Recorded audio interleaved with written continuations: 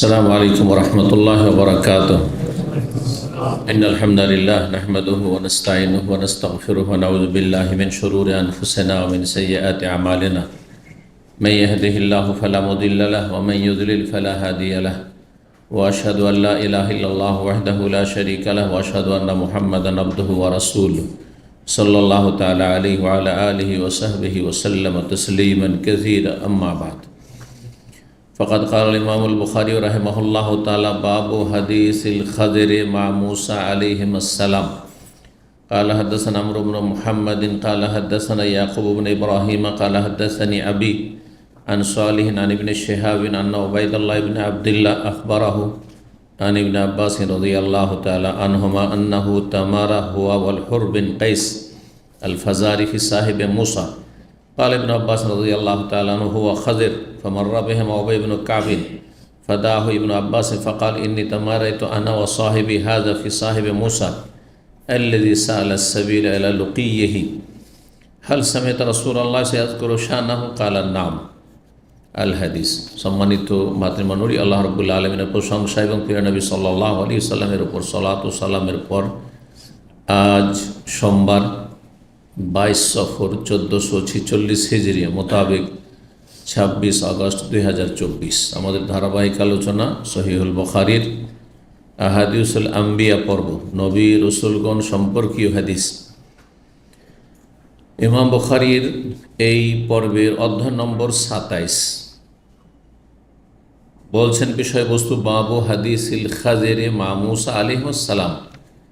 এই অধ্যায় হচ্ছে মুসা আলাইহিস সালামের সাথে খাজিরের কাহিনী বা ঘটনা। হাদিস মানে কাহিনী, হাদিস মানে ঘটনা, হাদিস মানে বৃত্তান্ত, বয়ান, বিবরণ ইত্যাদি। হাদিস মানে রাসূলুল্লাহ সাল্লাল্লাহু আলাইহি ওয়াসাল্লাম হইলে তখন হাদিস। হাদিস নবী সাল্লাল্লাহু আলাইহি ওয়াসাল্লামের কথা, কাজ আর জীবন সম্পর্কীয় যা কিছু কথা, কাজ, অনুমোদন এবং তার সাথে নবী সাল্লাল্লাহু আলাইহি ওয়াসাল্লামের জীবনীগুলো। নবী সাল্লাল্লাহু আলাইহি ওয়াসাল্লাম দেখতে এমন ছিলেন, নবী সাল্লাল্লাহু আলাইহি ওয়াসাল্লাম চরিত্র এমন ছিল, কথাও না, কাজও না, আর অনুমোদন না, সেগুলো হাদিস না। তাহলে পূর্ণরূপে যদি হাদিসের সংজ্ঞা করতে হয় তো নবী সাল্লাল্লাহু আলাইহি ওয়াসাল্লামের কথা, কাজ, অনুমোদন এবং তার গুণাবলী, সিফাতিন খালকিয়াতিন ও খুলুকিয়াতিন, তার সৃষ্টিগত গুণাবলী অথবা চারিত্রিক গুণাবলী। নবী সাল্লাল্লাহু চরিত্র সম্পর্কে যত আলোচনা হাদিস আছে ওগুলো হাদিস।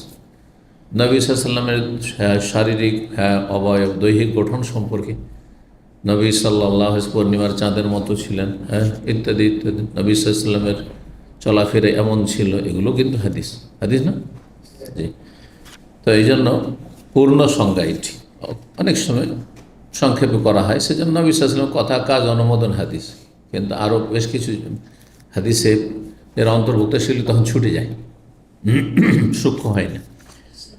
তো মুসা আলাইহিস সালামের সাথে খাজির আলাইহিস সালামের যে ঘটনা ঘটেছিল, যে ঘটনা সূরা কাহফে বিস্তারিত আল্লাহ রাব্বুল স্বয়ং বর্ণনা করেছেন। জি। হাদিস নম্বর 3400, লম্বা হাদিস রয়েছে। আর মুসা খাজির সম্পর্কে এখানে দুটো হাদিস রয়েছে। দুই হাদিসে আজকে পুরো হয়তো দাস পার হয়ে যাবে। 3400 নম্বর হাদিস। হাদিস বর্ণনা করেছেন ইমাম ইবনে শিহাব জুহরি রাহিমাহুল্লাহ, প্রখ্যাত তাবেঈ মুহাদ্দিস ইমাম মদিনার। তিনি তাবেঈ। তিনি আরেক তাবেঈ থেকে বর্ণনা করেছেন ওবায়দুল্লাহ ইবনে আবদুল্লাহ ইবনে উতবা বিন মাসউদ। ওবায়দুল্লাহ ইবনে আবদুল্লাহ বিন উতবা বিন মাসউদ, আবদুল্লাহ বিন মাসউদের ভাইয়ের ছেলের ছেলে। উতবা বিন মাসউদ, আবদুল্লাহ বিন মাসউদ, ভাই ভাইউল্লাহ। উতবার ছেলে হচ্ছে আবদুল্লাহ আর আবদুল্লাহ ছেলে হচ্ছে ওবায়দুল্লাহ। তিনি একজন বড় ফাকিহ ইমাম ছিলেন, 7 জন অন্যতম মদিনার ফোকাহাদের অন্যতম তিনি, যাদেরকে এলমের সাগর বলা হয়তো ওই যুগে। ইযা কিলা মান ফিল ইলমি সাবআতু আবহরিন, যদি জিজ্ঞাসা করা হয় যে এলমের 7টি সাগরের নাম কি, তাবেঈনদের যুগে একটি কবিতা, একটি ছন্দে রয়েছে, রিওয়ায়াতুহুম লাইসাত আনিল হক খারিজা বা গাফিলা, তাদের বর্ণনাগুলি হকের বাইরে নয়, মানে তারা হাদিসের বড় পণ্ডিত জ্ঞানী ছিলেন, বিজ্ঞ ছিলেন। ফকল হোম ওবায়দুল্লাহ, এক নম্বরে এই যে ওবায়দুল্লাহ, তো ওবায়দুল্লাহ বড় একজন তাবেই ছিলেন। নাম মানুষ, নাম ভালো যথেষ্ট নয় মানুষের, আর নাম ভালো হইলেই যে তার কাজ কাম ভালো হবে এটাও যথেষ্ট নয় কিন্তু। কেন এই ওবায়দুল্লাহ নামে যেমন একজন বড় বিশিষ্ট তাবেই, ফকিহ, ইমাম, 7 জনের একজন ওই জামানা, তাবেইনদের জামানায় অনেক সাহাবায়ে কেরামদের ছাত্র তিনি, যে ওবায়দুল্লাহ বিন আবদুল্লাহ বিন উতবা। তেমনি ওবায়দুল্লাহ বিন জিয়াদ আর একজন কুখ্যাত, হ্যাঁ, মাসরার গভর্নর, লক্ষ লক্ষ মানুষের খুনি। জি, তো তার মতো জালেম মুসলিম এখন পর্যন্ত পয়দা হয়নি। মুসলিম জাতিতে যতই বড় বড় জালেম যাক না কেন, এর মতো জালেম এখনও কেউ পয়দা হয়নি। এত বড় জালেম ছিল। আলাইহি মিনাল্লাহি মা ইস্তাহিক, যা কিছু করেছে পেয়ে গেছে। তারপরে ওলামারা কাফের বলেননি, কারণ কাফের বলাটি এত সহজ কথা নেই। 4টে কথা না যে কারোর সাথে আমার শত্রুতা আছে, অত কেউ কুখ্যাত খুব চরম অপরাধী, সেই জন্য কাফের। কাফের কুফরি গণ্ডিতে পড়ছে কিনা এটা দেখতে হবে। ইসলাম থেকে খারিজ করার অধিকার একমাত্র তার, যার দিন হচ্ছে ইসলাম, যিনি ইসলাম নাজেল করেছেন তিনি এখন আল্লাহ। সুতরাং আল্লাহ বলবেন যে কে মুসলিম আর কে কাফের। আল্লাহ রাব্বুল আলামিনের কথার আওতাতে যদি সে কাফের পড়ে তাহলে কাফের হতে পারে, নাহলে আপনার বিরোধী। অনেক জুলুম অত্যাচার করেছে, দিলেন ট্যাগ লাগে নাস্তিকের বাচ্চা, নাস্তিক, আপনি নিজে নাস্তিক হয়ে যাবেন। এই অপরাধী কিন্তু অত সোজা নেই, এই জন্য জবানকে কন্ট্রোল করতে হবে সবসময়। এত বড় অপরাধী আজকালকার জামানা হইলে কত যে ওর টাইটেল পড়তো, হ্যাঁ, নাস্তিক, আর তারপরে কাফের, আর হ্যাঁ অমুক তমুক, মেলাগুলো, হ্যাঁ, ইহুদি নাসাদের এজেন্ট, অমুক তমুক, হ্যাঁ, অনেক কিছুই পড়তো। কিন্তু তার সম্পর্কে আছে, যে অপরাধগুলি করেছে সবগুলি আছে ইতিহাসের পাতে। সেও ছিল কিন্তু ওবায়দুল্লাহ। এই জন্য নাম হইলেই যে সৎ হয়ে যাবে না, নামের সাথে সাথে মানুষকে চরিত্র গঠন করতে হবে, ঈমান, আকীদা, আমল ভালো করতে হবে। বলছেন ওবায়দুল্লাহ বিন আবদুল্লাহ আখবরাহু আন ইবনে আব্বাস, তিনি জানিয়েছেন তার ছাত্র ইবনে শাহাবকে। কার থেকে বর্ণনা করে? আব্দুল্লাহ বিন আব্বাস রাদিয়াল্লাহু তাআলা আনহু থেকে। তো আব্দুল্লাহ বিন আব্বাস রাদিয়াল্লাহু তাআলা আনহু সাহাবীর ছাত্র হচ্ছেন ওবায়দুল্লাহ বিন আবদুল্লাহ ইবনে উতবা বিন মাসউদ। ঘটনা কি বলছে? আন্নাহু তামারা হুয়া, একবার আব্দুল্লাহ বিন আব্বাসের, নবী সাল্লাল্লাহু আলাইহি ওয়াসাল্লাম তো ভাই, আর আরেকজন সাহাবী হুর বিন কাইস ফাজারি, বানু ফাজারা বংশের, এই 2 জনের মাঝে বিতর্ক বেঁধে যায়। তামারা মানে হচ্ছে ঝগড়া, দ্বন্দ্ব বা তর্ক বেঁধে যাও, বিতর্ক শুরু হয়ে যায়। ফির সাহেব মূসা আলাইহিস সালামের সঙ্গী সম্পর্কে, যে মূসা আলাইহিস সালামের যে সঙ্গী খাজের, এই খাজেরের সঙ্গে মূসা মানে মূসা প্রখ্যাত নবী, নাকি অন্য কোনো মূসা বনি ইসরায়েলদের যুগের, যিনি নবী নন, মানে যিনি রসুল মূসা আলাইহিস সালাম তিনি নন, অন্য কোনো মূসার সাথে এই ঘটনা ঘটেছিল। এটা একটি মত সেই যুগে অনেকে পোষণ করত। তার একজন হুর বিন কাইস। ইবনে আব্বাস রাদিয়াল্লাহু তাআলা বললেন, হুয়া খাজের, মূসা আলাইহিস সালাম যিনি নবী তার সঙ্গী খাজের, মানে যে ঘটনা বর্ণনা মূসার খেজরে, সেটা মূসা নবীর ঘটনা, মূসা নবী আলাইহিস সালামের ঘটনা।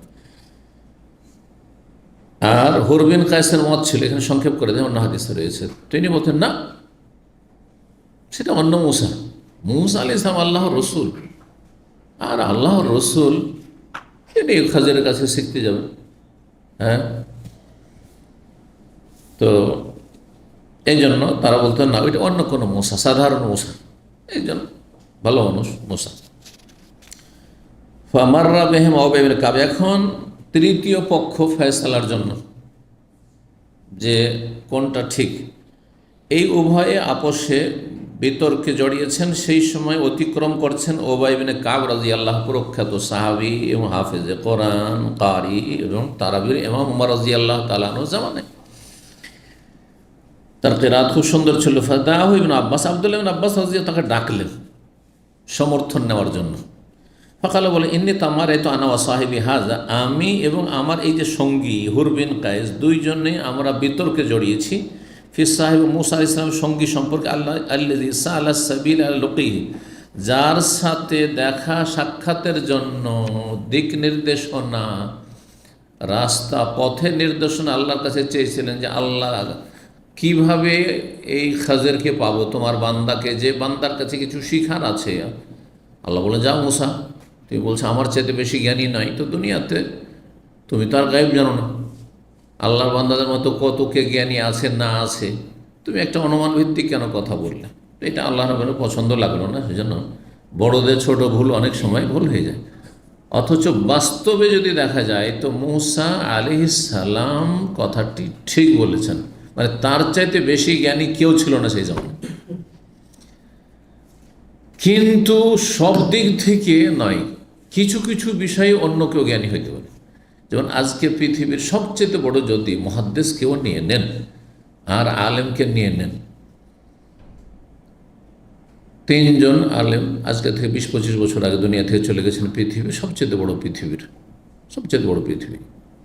এই তিনজন সম্পর্কে দ্বিমত তেমন নেই। কোরআন সুন্নাহর অনুসারী, সহি আকীদা আমলের যারা অনুসারী তাদের, বেদাতীদের গায়ের জ্বালাথা, বেদাতীদের কাছে তো কাঠমোল্লাও তাদের আল্লামা, যে না জানে কিছু, মূর্খ। তো ওরা তো কোনো মাপকাঠি না ইসলামে, আর ওদের কথার কোনো মূল্য নাই। কিন্তু যারা সারা পৃথিবীর, আরব হোক অনারব হোক, হ্যাঁ সারা পৃথিবী পূর্ব থেকে পশ্চিম সবাই একমত যে পৃথিবীর তিনজন বড় আলেম বিংশ শতাব্দীর, একজন শেখ ইবনে বাজ রাহিমাহুল্লাহ, আর একজন শেখ ইবনে উসাইমিন রাহিমাহুল্লাহ, আর একজন শেখ আলবানী রাহিমাহুল্লাহ, ঠিক না? এখন তাদের যুগে, তারা যখন বেঁচে ছিলেন, আমাদের যুগে বেঁচে ছিলেন, আমরা যখন মদিনায় লেখাপড়া করেছি, তারপরেও যে এখানে আসার পরে আলবানী ইন্তেকাল হয়েছে, এখানে আসার 1 বছর আগে, আমি বলছি 26-27 বছর আগে, সেখানে বাজ ইবনে উসাইমিনের আগে পরে 2-1 বছরের আগে পরে ইন্তেকাল হয়েছে, তিনজন কাছাকাছি সময়গুলিতে। তো রাহিমাহুল্লাহ তাদের জামানায় অন্য কোনো সাবজেক্টে পৃথিবীতে অনেকে সিনিয়র ছিল না? অন্য কোনো সাবজেক্টে, ধর্মীয় সাবজেক্ট বলছি না, ছিল না? বড় ডাক্তার নেই, বড় বৈজ্ঞানিক ছিল না? হ্যাঁ, হতে পারে না? হ্যাঁ, তো ঠিক ওই রকমই মুসা আর খাজেরের বিষয়টি। কারণ বেদাতপন্থীদের ধারণা যে খাজির মুসা আলাইহিস সালামের সাথে বেশি বিদ্যা রাখে, এটা একেবারে ভুল কথা। হ্যাঁ, বিভ্রান্তদের কথাই ঠিক। মুসা আলাইহিস সালামের কাছে সার্বিক দিক থেকে বেশি জ্ঞান ছিল, কারণ তার ওপর তাওরাত নাযিল হয়েছে। খাজির উপর কি নাযিল হয়েছে? তাওরাত নাযিল হয়েছে। তাওরাতের স্থান আসমানি কিতাবের মধ্যে কোরআন কারীমের পরে 2 নম্বরে, এবং যত নবী রসুলগণের কাহিনী কোরআন হাদিসে রয়েছে তার মধ্যে সবচাইতে বেশি সংখ্যাগরিষ্ঠ উম্মত হচ্ছে প্রিয় নবী সাল্লাল্লাহু আলাইহি ওয়াসাল্লাম উম্মতের পরে, শেষ উম্মতের পর, আমাদের পরে তাদের সংখ্যা, মুসা আলাইহিস সালাম উম্মতের সংখ্যা বেশি। হাদিস আছে না? নবী সাল্লাল্লাহু আলাইহি ওয়াসাল্লাম সাওয়াদুন আযীম, একটি বিশাল দলকে দেখলেন, তখন ভাবলেন যে এইটি হচ্ছে হাযিহি উম্মতি, এরাই হচ্ছে আমার উম্মত। নবী সাল্লাল্লাহু আলাইহি ওয়াসাল্লাম বলেন, এটা তোমার উম্মত না, এটা মুসা আলাইহিস সালামের উম্মত। ওর চেয়ে বেশি সংখ্যায় আমি দেখলাম, তারপরে সেটা আমার উম্মত। স্পষ্ট তাহলে হাদিস দ্বারা মুসা আলাইহিস সালামের কাছে সার্বিক দিক থেকে আল্লাহ প্রদত্ত জ্ঞান ছিল, কিন্তু খাজিরের কাছে এমন কিছু জ্ঞান ছিল, হ্যাঁ, রহস্যমূলক, তত্ত্বমূলক, যেই জ্ঞান মুসা আলাইহিস সালামকে দেওয়া হয়নি। আমরাও মেলা কিছু শিখি, আর ছোটো বাচ্চার কাছেও শিখছি। এই মোবাইলের জ্ঞান আমাদেরকে সামান্যই দেওয়া হয়েছে। এখন আমার 5-6 বছর বাচ্চার কাছ থেকে শেখা শুরু করেছেন স্মার্টফোন। সত্যি বলছি, কারণ ছোটো বাচ্চা যেটা 5-6 বছর বয়স ছিল, তখন ওর কাছ থেকে শিখতাম যে কোনখানে কী করতে হবে। এখন পর্যন্ত এই যে আপনার ধরেন এই হোয়াটসঅ্যাপে যে আমি আছি, অনলাইনে আছি কি অফলাইনে আছি, যে যেন টের না পাই, আমি নিজে সেট করতে পারছি না। ছেলে আছে, ছোটো বাচ্চা 8-10 বছর বয়স, ফট করে এসে করে দিল। কিছুদিন আগে কথা বলছি, হ্যাঁ, যার বয়সে এখনও ওই 14-15, কিন্তু একবারে এক্সপার্ট তাতে। তাই বলবেন সে আমার চেতে সিনিয়র নাকি? তো একটা সাবজেক্ট, 2টো সাবজেক্টে, কিন্তু বাকি সব সার্বিক দিক থেকে ওই রকম বিষয়টা। কিন্তু মুসা আলাইহিস সালাম সার্বিক দিক থেকে সেই যুগের সবচেয়ে বড় জ্ঞানী। জি, মূসা আলাইহিস সালাম আল্লাহ রসুল, এটা কোরআন হাদিস দ্বারা স্পষ্ট, তাই না? কিন্তু খাজির নবী ছিলেন নাকি নবী ছিলেন না ওলি ছিলেন? এটা একটা প্রশ্ন, তার উত্তর আমাদেরকে জানতে হবে। 2 নম্বর কথা জানতে হবে, এই জন্য আমাদের দেশের মানুষের বিষয় আরবরা বুঝে যে নবী আর ওলিতে আসমান জমিনের পার্থক্য। যে নবী নয় শুধু ওলি, তার চাইতে অনেক অনেক গুণে শ্রেষ্ঠ হচ্ছে নবীগণ, যার কাছে ওহী আছে, জিবরাইল আছে। কিন্তু আমাদের সমাজে সুফি ইজমে পীর মুরিদিতে এমন করে আকীদা ধ্বংস করেছে অধিকাংশ লোকের, অনেকে ধারণা করে যে আল্লাহর ওলিরা, গৌস কুতুবরা নবীর চেয়ে অনেক সিনিয়র। কারণ তাদের পথভ্রষ্ট এই সুফি পীরেরা এইভাবে জাতিকে পথভ্রষ্ট করেছে। আমি বাইজিদ বোস্তামি, বাইজিদ বোস্তামির কবর আছে না বাংলাদেশে? চলে গেল ইরান থেকে, কোথায় কবর, জাল কবর, ভুয়া কবর চলে গেছে বাংলাদেশে। বাড়ি হলো তার ইরান, আর কবর হলো, মাজার হলো কোথায়, ধর্ম ব্যবসা হলো বাংলাদেশে। চিন্তা করুন আপনি। এ বাইজিদ বোস্তামি বলছে যে খুদনা বাহরান, আমরা এমন সাগরে আমরা পাড়িয়ে দিয়েছি বা ডুব দিয়েছি, ওয়াকাফাল আম্বিয়া ওয়ালা সাহিলিহি, নবী রসুলগণ গিয়ে কিনারায় থমকে দাঁড়িয়ে গেছে। আমরা ডুব দিয়ে পার হয়ে চলে গেছি, সাঁতার দিয়ে পার হয়ে চলে গেছি, অর্থাৎ আমরা এমন গভীরতায় পৌঁছেছি, আর এমন আমরা এগিয়ে গেছি, এমন সিনিয়র, তার ধারে কাছেও নেই কারা, নবী রসুল। এটা স্পষ্ট কুফরি। এটা যদি ঈমান ভঙ্গকারী কুফরি আকীদা না হয়, তাহলে আর কোনো কুফরি পৃথিবীতে নেই। যে ব্যক্তি এরকম ধারণা রাখবে যে নবী অলিগণ, নবীর চাইতে ওলির, যারা নবী নাই তারা বেশি শ্রেষ্ঠ, সে মুসলিম থাকবে না, কাফের হয়ে যাবে। কারণ নবীরা মাসুম, নবীদের সংশোধনের জন্য ওহি আসতো সকাল বিকাল। বোঝা গেছে? বিভিন্ন দিক থেকে আল্লাহ শ্রেষ্ঠত্ব দিয়েছেন। নবুয়ত রিসালাতের মর্যাদায় মানুষ অর্জন করতে পারে না, অর্জন করতে পারে না। অর্জন করা বুঝেন, মানে মেহনত পরিশ্রম করে হাসিল করা। মানুষের মধ্যে কিছু শক্তি আছে যে মেহনত পরিশ্রম করে হাসিল করা যায়।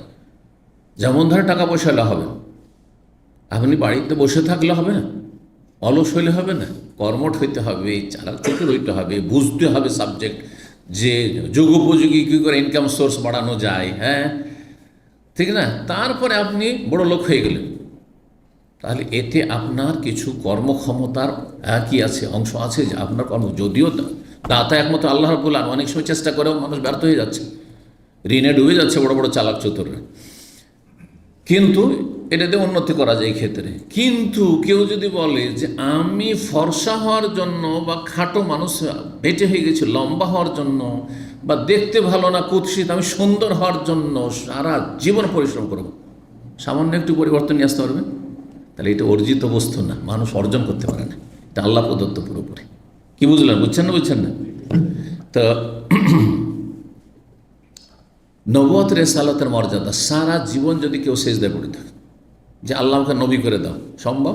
তাহলে বোঝা গেল এটি আল্লাহর বিশেষ দান। এটা মানুষ মেহনত করে আদায় করতে পারে না। কিন্তু আল্লাহর ওলি হও, আল্লাহর বন্ধুত্ব, আল্লাহর সান্নিধ্য লাভ করা, আল্লাহর কাছাকাছি হও, প্রতিযোগিতা, দৌড় দেওয়া। দুনিয়া যেমন প্রতিযোগিতা করছে ইবাদত বন্দেগীতে, আকীদাতে, তাকওয়ায়, পরেজগারিতে, জোহদে, দুনিয়া বিমুখতায়, আখিরাতমুখী হওয়ায়, দান খেরাতে প্রতিযোগিতা। আপনি আপনার মাসে 1000 দান করবেন, আমি 2000 দান করব। আপনি বছরে আপনি 2 মাসের বেতন দেবেন, আমি 6 মাসের বেতন দেব। দেখেন আবু বকর আর উমরের প্রতিযোগিতা। আপনি আপনার অর্ধেক সম্পদ দান করবেন, আমি পুরোই দান করব। প্রতিযোগিতা করে তাহলে আল্লাহ সান্নিধ্য লাভ করা যায়। তার ওলায়াত, ওলি হওয়ার ক্ষেত্রে মানুষের অর্জন করার সুযোগ রয়েছে, আগে বাড়ার ক্ষমতা রয়েছে, যে আমি বেশি বড় ওলি হব, এটা অর্জিত বস্তু। আর আমার আপনার সবার জন্য সেটা দরজা খোলা আছে, কথা বোঝা গেছে?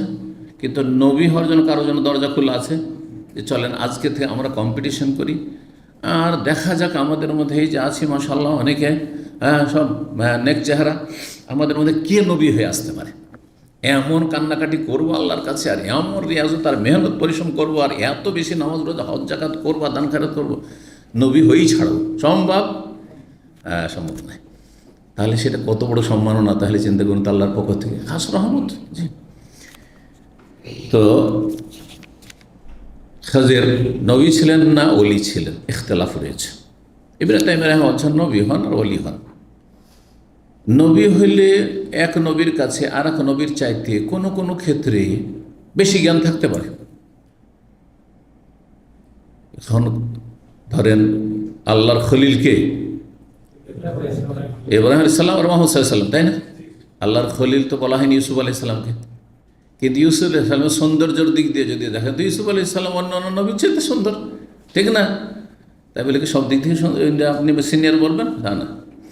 তো খাজির আলাইহিস সালাম যদি নবী হন তো তিনি নবী, আর মূসা আলাইহিস সালাম নবী রসুল, কিন্তু মূসা আলাইহিস সালাম তার চাইতে শ্রেষ্ঠ নবী রসুল।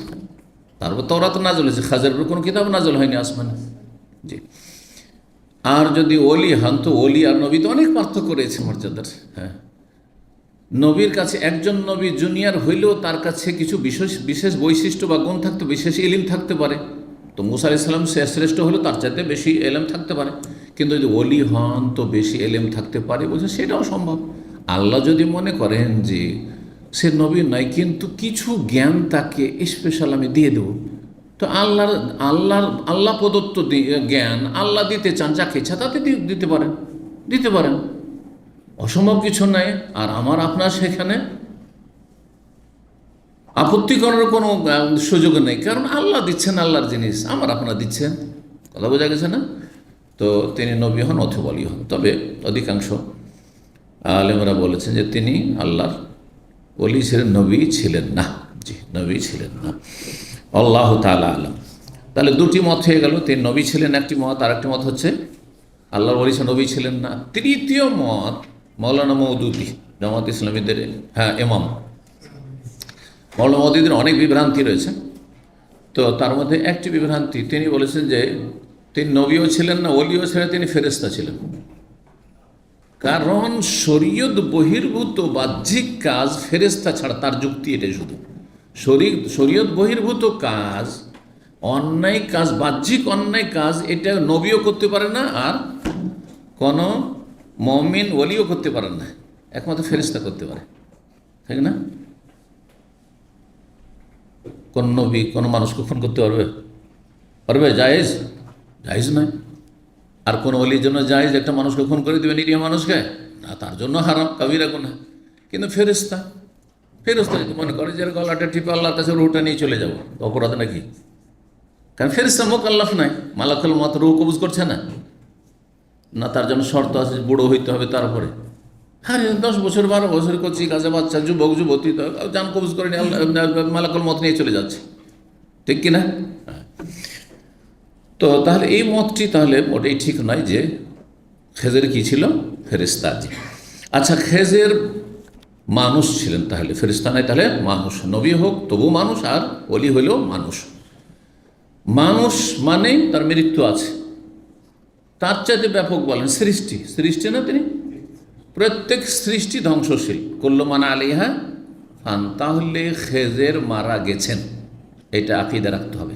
কারণ এইটিও ইন্ডিয়া বাংলাদেশের বেদাতি সুফিদের ভ্রান্ত ধারণা যে খেজের হচ্ছে মাছের নবী আর পানির নবী, আর খেজের মারা যায়নি, খেজের এখনও বেঁচে আছে, খেজের মারা গিয়েছেন, এটা আকীদা। তো কারণ খেজের যদি বেঁচে থাকেন, নবীও যদি হন, বা যদি কোনো আগের জামানার মানুষ, তিনি নবী সাল্লাল্লাহু আলাইহি ওয়াসাল্লামের আগের জামানার মানুষ, তিনি মুসা আলাইহিস সালামের যুগের মানুষ, মুসা আলাইহিস সালামের যুগের মানুষ যদি দীর্ঘায়িত হয়ে বেঁচে থাকেন, তো নবী সাল্লাল্লাহু আলাইহি ওয়াসাল্লাম যখন শেষ নবী আসলেন, সারা বিশ্বের সমস্ত মানুষের জন্য তিনি রসুল হয়ে আসেননি। কোনো একজন মানুষ মুহাম্মদ সাল্লাল্লাহু আলাইহি ওয়াসাল্লামের ঈমান নিয়ে আসবে না, সে মুসলিম থাকবে? এই মর্মে কি হাদিস নেই?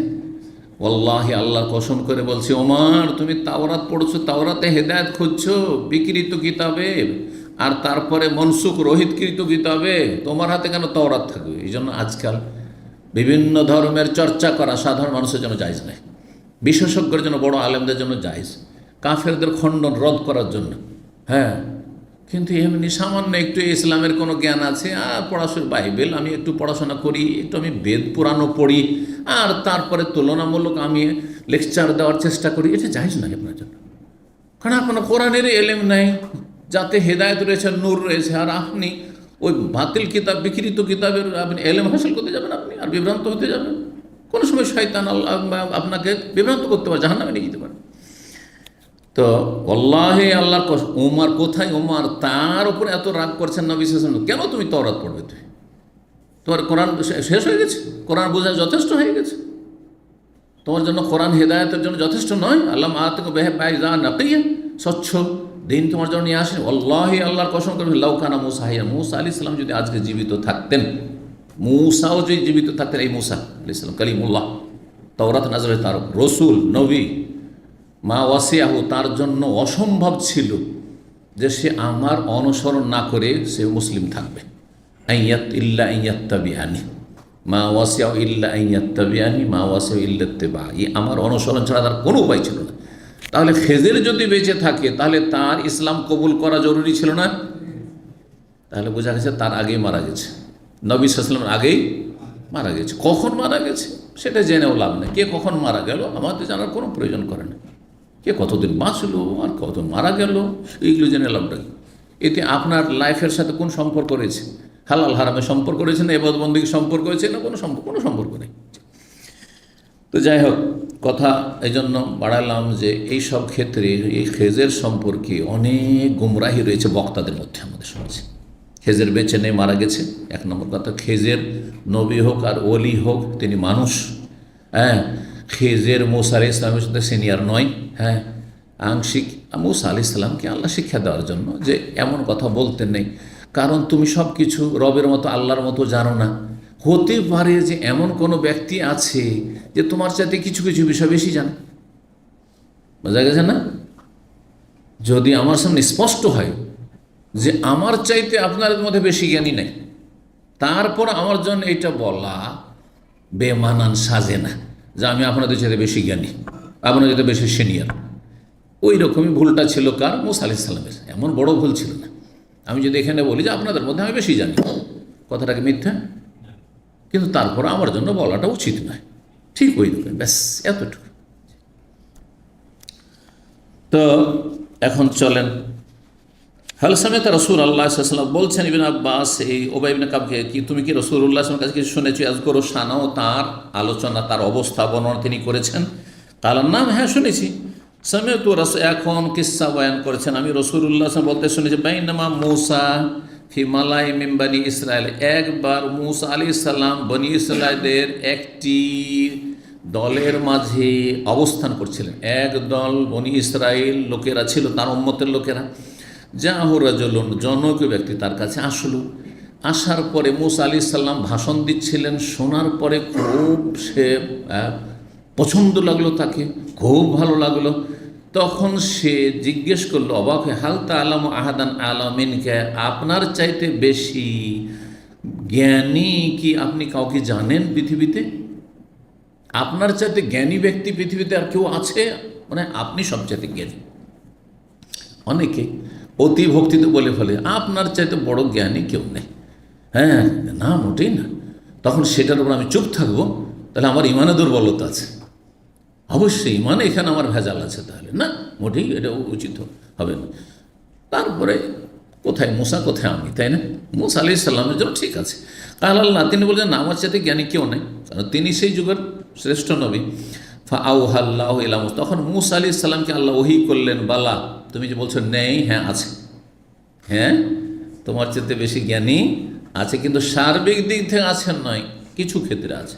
সেটা হচ্ছে আল্লাহ রাব্বুল আলামিন যা কিছু পৃথিবীতে করেন সেসব কাজের রহস্য তত্ত্ব সম্পর্কে, যে আল্লাহ এমন কিছু করছেন বাহ্যিক, সেটা আমাদের জন্য কোনো লাভের নেই। এই যে বন্যায় দেশ ডুবে গেছে আর মানুষ অসহায় হয়ে পড়েছে, এতে বাহ্যিক আমাদের কি লাভ আছে? ঠিক কিনা? কিন্তু এর পিছনে এমন কোনো রহস্য থাকতে পারে যেটা আমরা জানি না, যাতে কল্যাণ আছে। এর মাধ্যমে অনেক আছে অসৎ যে হেদায়েত হয়ে যাবে, যারা যারা এই অবস্থায় যদি সুখেই থেকে যেত আর এই ভিটে মাটি ছাড়া না হইতো, অসহায় না হইতো, তাহলে সোজা হয়ে জান্নাতের রাস্তা ধরতো না হইতো। বোঝা গেছে? অনেকের ইমানের পরীক্ষা আছে, দুর্বল ইমানের মানুষ নামাজ রোজা করছিল, আল্লাহ হয়তো তার পরীক্ষা যে দেখি তোর ইমান কতটা মজবুত নাকি কচুর পাতার পানি। যখন দেখলো যে বাড়ি ঘর সব ভেসে চলে গেল, এত নামাজ রোজা করে আল্লাহ আবিকে দাস যা নামাজ রোজা করবো না। আছে না এরকম মূর্খ কিছু? অনেকে আছে। একজন এক মারাত্মক রোগে আক্রান্ত, কিছুদিন আগে বলছে যে আমি খুব তাহাজ্জুদ পড়তাম, বলেছি আপনাকে কিছুদিন আগে তাহাজ্জুদ পড়তাম, আর আল্লাহ ক্যান্সার কেন আমাকে দিলেন, আর তাহাজ্জুদটা হয়তো আমি পড়িনি, ছেড়ে দিয়েছি। আরও তো আল্লাহকে ধরা উচিত, যে আল্লাহর ক্যান্সার দিতে পারে, যে কোনো দুরাগ্রহ রোগ সে আল্লাহ ভালো করতে পারে। এই ইয়াকিনের সাথে আরও বেশি আল্লাহকে না ছোড় বান্দায় ধরা উচিত ছিল, তাই না? সেখানেও ছেড়ে দিল, তো আল্লাহর কি ক্ষতি করলো? নিজেরই ক্ষতি করলো। তা আল্লাহ এরকম কিছু লোকে পরীক্ষা করতে চান। এছাড়া বহুই হেকমত আছে। আল্লাহ এই নাস্তিকদেরকে শিক্ষা দিতে চান, তার যারা বলছে বন্যার মোকাবেলা করব, বন্যা পরিস্থিতি মোকাবেলা, আল্লাহর মোকাবেলা করব, কোন মোকাবেলা? হ্যাঁ, তাদেরকে শিক্ষা দিতে চান, সোজা করতে চান। তাহলে এসব কুফরি কথা বলবে না, তোবা করে ফিরে আসো। জি, তো এ তো সামান্য দিয়ে একটা কথা। আল্লাহ যে আরও কত হেকমত আছে আল্লাহ ভালো জানেন, যে কোনো সৃষ্টিতে। তো আল্লাহ বললেন হ্যাঁ আছে, আব্দুনা খাজের, আমার বান্দা এক খাজের। ফাসা আলা মুসা সাবিল এলিহি, মুসা আলাইহিস সালাম তখন রাস্তা তলাশ করলেন, মানে আল্লাহকে বললেন যে আমাকে তাহলে রাস্তা বাতলিয়ে দাও। ফাজুইল লাহুল হুত আয়াতান, তার জন্য একটি বড় মাছকে নিদর্শন হিসাবে দিয়ে দেওয়া হলো, যে একটা মাছকে ফ্রাই করে নাও, ভাজি করে নাও, আর তারপরে নিয়ে বেরিয়ে যাও, যেখানে দেখবে যে মাছটা জীবিত হয়েছে, আর জীবিত হওয়ার পরে সেটা সাগরে ঝাঁপ দিয়ে চলে গেছে, আর নেই তোমার পাত্রে মাছ, সেখানে সে বান্দাকে পেয়ে যাবে।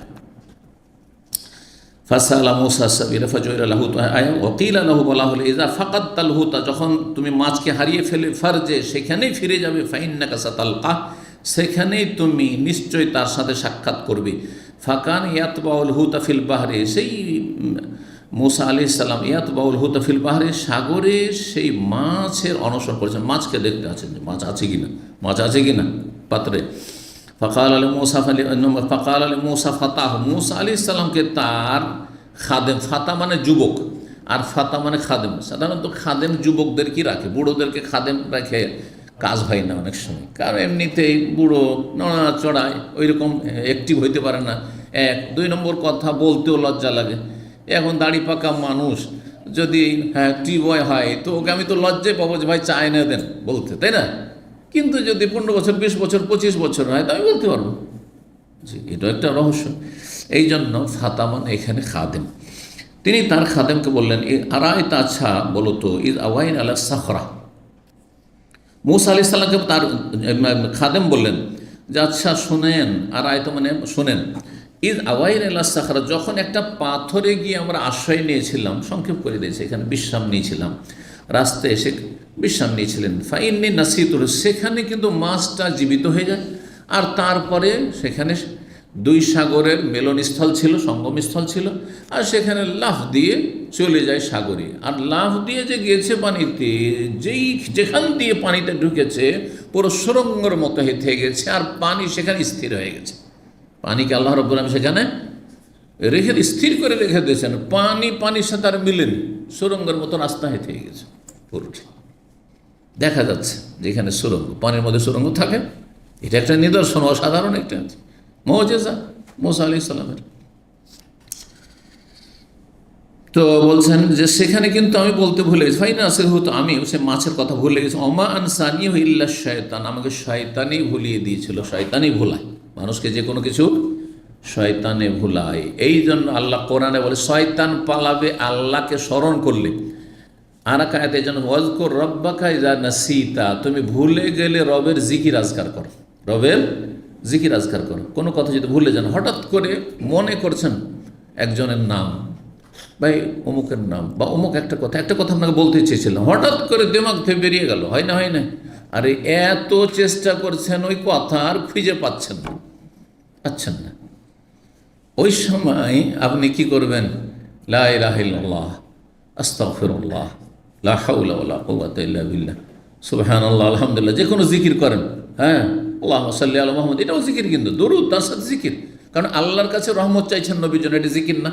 কারণ অনেকে এইটাকে মনে করে আপনি দরুদ পড়লেন, আপনি তো জিকির করলেন না। আরে ভাই, এইটাও জিকির।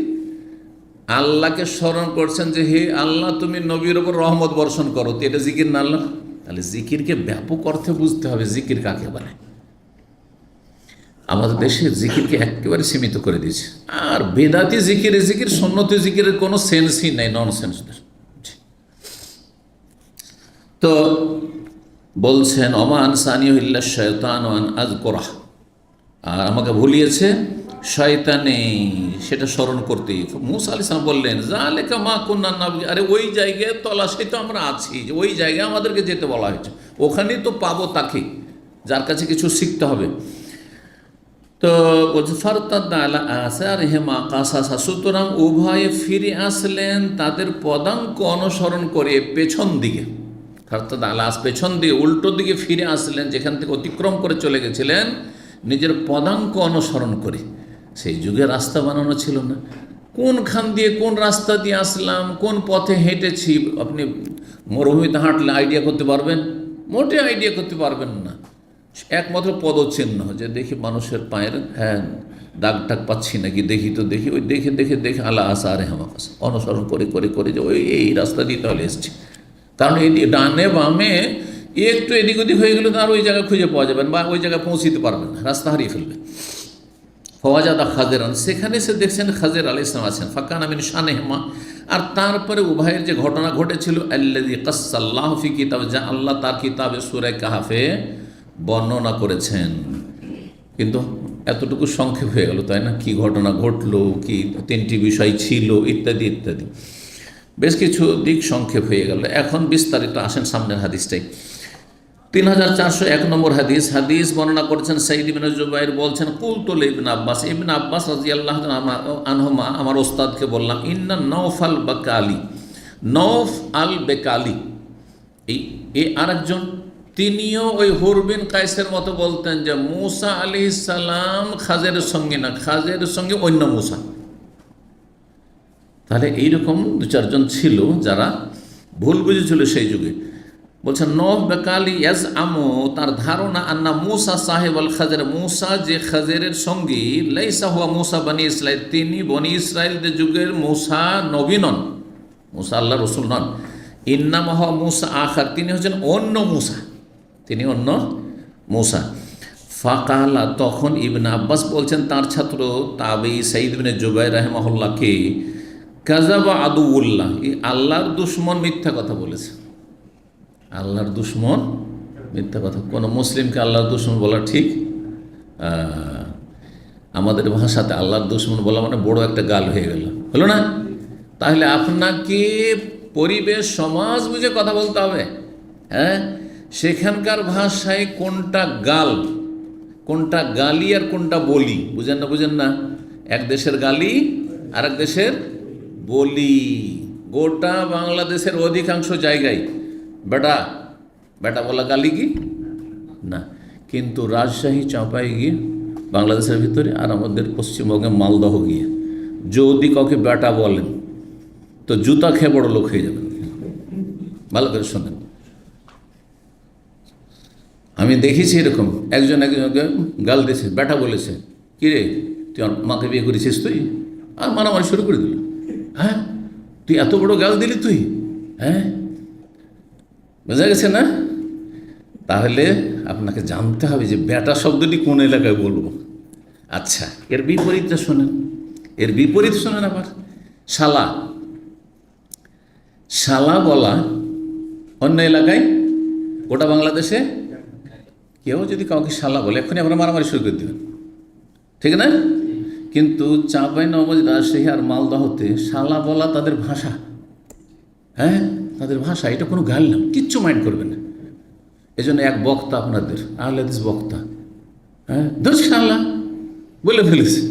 আরে শালা এই অহরহ ওদের চলে ভাষাতে। যেমন কোন কোন অঞ্চলে আছে গেলাম আর কি, খেলাম আর কি, আছে না? ওই রকমই তাদের শালা। তাহলে তাদের গাল নয়। তাহলে কোন এলাকায় শালা চলবে, কোন এলাকায় ব্যাটা চলবে জানতে হবে নাকি? ওই রকম আদৌল্লাহ, আল্লাহর দুশমন বলা, কোন এলাকায় রাগ করবে না চলবে, কোন জায়গায় কোন ভাষায় কোন এলাকায় চলবে ওটা জানতে হবে, কোন জামানায় চলবে কোন জামানায় চলবে না। তো সেই যুগে সাহাবাই কেরামদের জামানায় আরবদের ভাষায় এটা সাধারণ বিষয় ছিল। কেউ যদি অবাস্তব কথা বলল, অবাস্তবকে হালকা করে দিলাম, অবাস্তবের অপর নাম মিথ্যা কথা, আপনি মিথ্যা বললেন, রাগ করে নেবেন কিন্তু আপনারা। হ্যাঁ, এই জন্য ভাষা বলার সময় খুব চালাক চতুর হইতে হবে। হ্যাঁ, আপনি মিথ্যা কথা বললেন, আর এই কত বড় মাইন্ড করা সেন্টারে আসবেন না আপনি। কিন্তু যদি বলে আপনি অবাস্তব কথা বললেন, কিচ্ছু রাগ করবেন না আপনি, তাই না? বাস্তব পরিপন্থী কথা বললেন, তাই না? তার মানে তো মিথ্যা কথা আপনার। সত্য মানে কি? সত্য মানে যেটা বাস্তব, হাকিকত, তাই না? জি হ্যাঁ, এইরকমই ঘটনা ঘটেছিল। এক ক্যাম্পে আমাদের ছাত্র গেছে জুমা পড়াইতে, খুতবা দিতে, আর যাওয়ার পরে ওয়াজাদাকা দল্লান ফাহাদা তর্জমা করে ওয়াজ করেছে, হে নবী তোমাকে আমি গুমরাহ পেলাম আর তোমাকে হেদায়েত করলাম। আল্লাহ তোমাকে গুমরাহ পেলেন, পথভ্রষ্ট পেলেন আর হেদায়েত করলেন। শোনার পরে মানুষ খেপে গেছে করে। এখন ও কঠিন ব্যাপার সবার, মানিজ্যত নিয়ে ফিরে আসা মুশকিল, বুঝতে পারছেন না? কিন্তু তাকে শিখাইলাম যে তুমি যদি এটা বলতে তাহলে মোটেই রাগ করতে না, বুঝতেই না। তোমাকে আল্লাহ দিশে হারা পেলেন, অতঃপর তোমাকে সঠিক পথের দিক নির্দেশনা দিলেন না? দিশেহারা মানে তো গুমরাহ, মানে রাস্তা হারিয়ে ফেলা।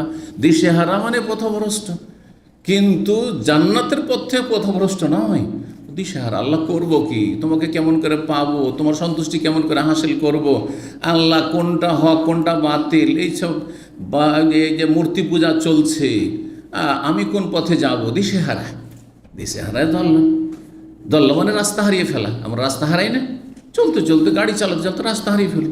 অনেক সময় বুঝতে পারছি না পূর্ব না পশ্চিম যাচ্ছে না কোন দিকে যাচ্ছে, কিছু বুঝতেই পারছি না, অন্ধকারে।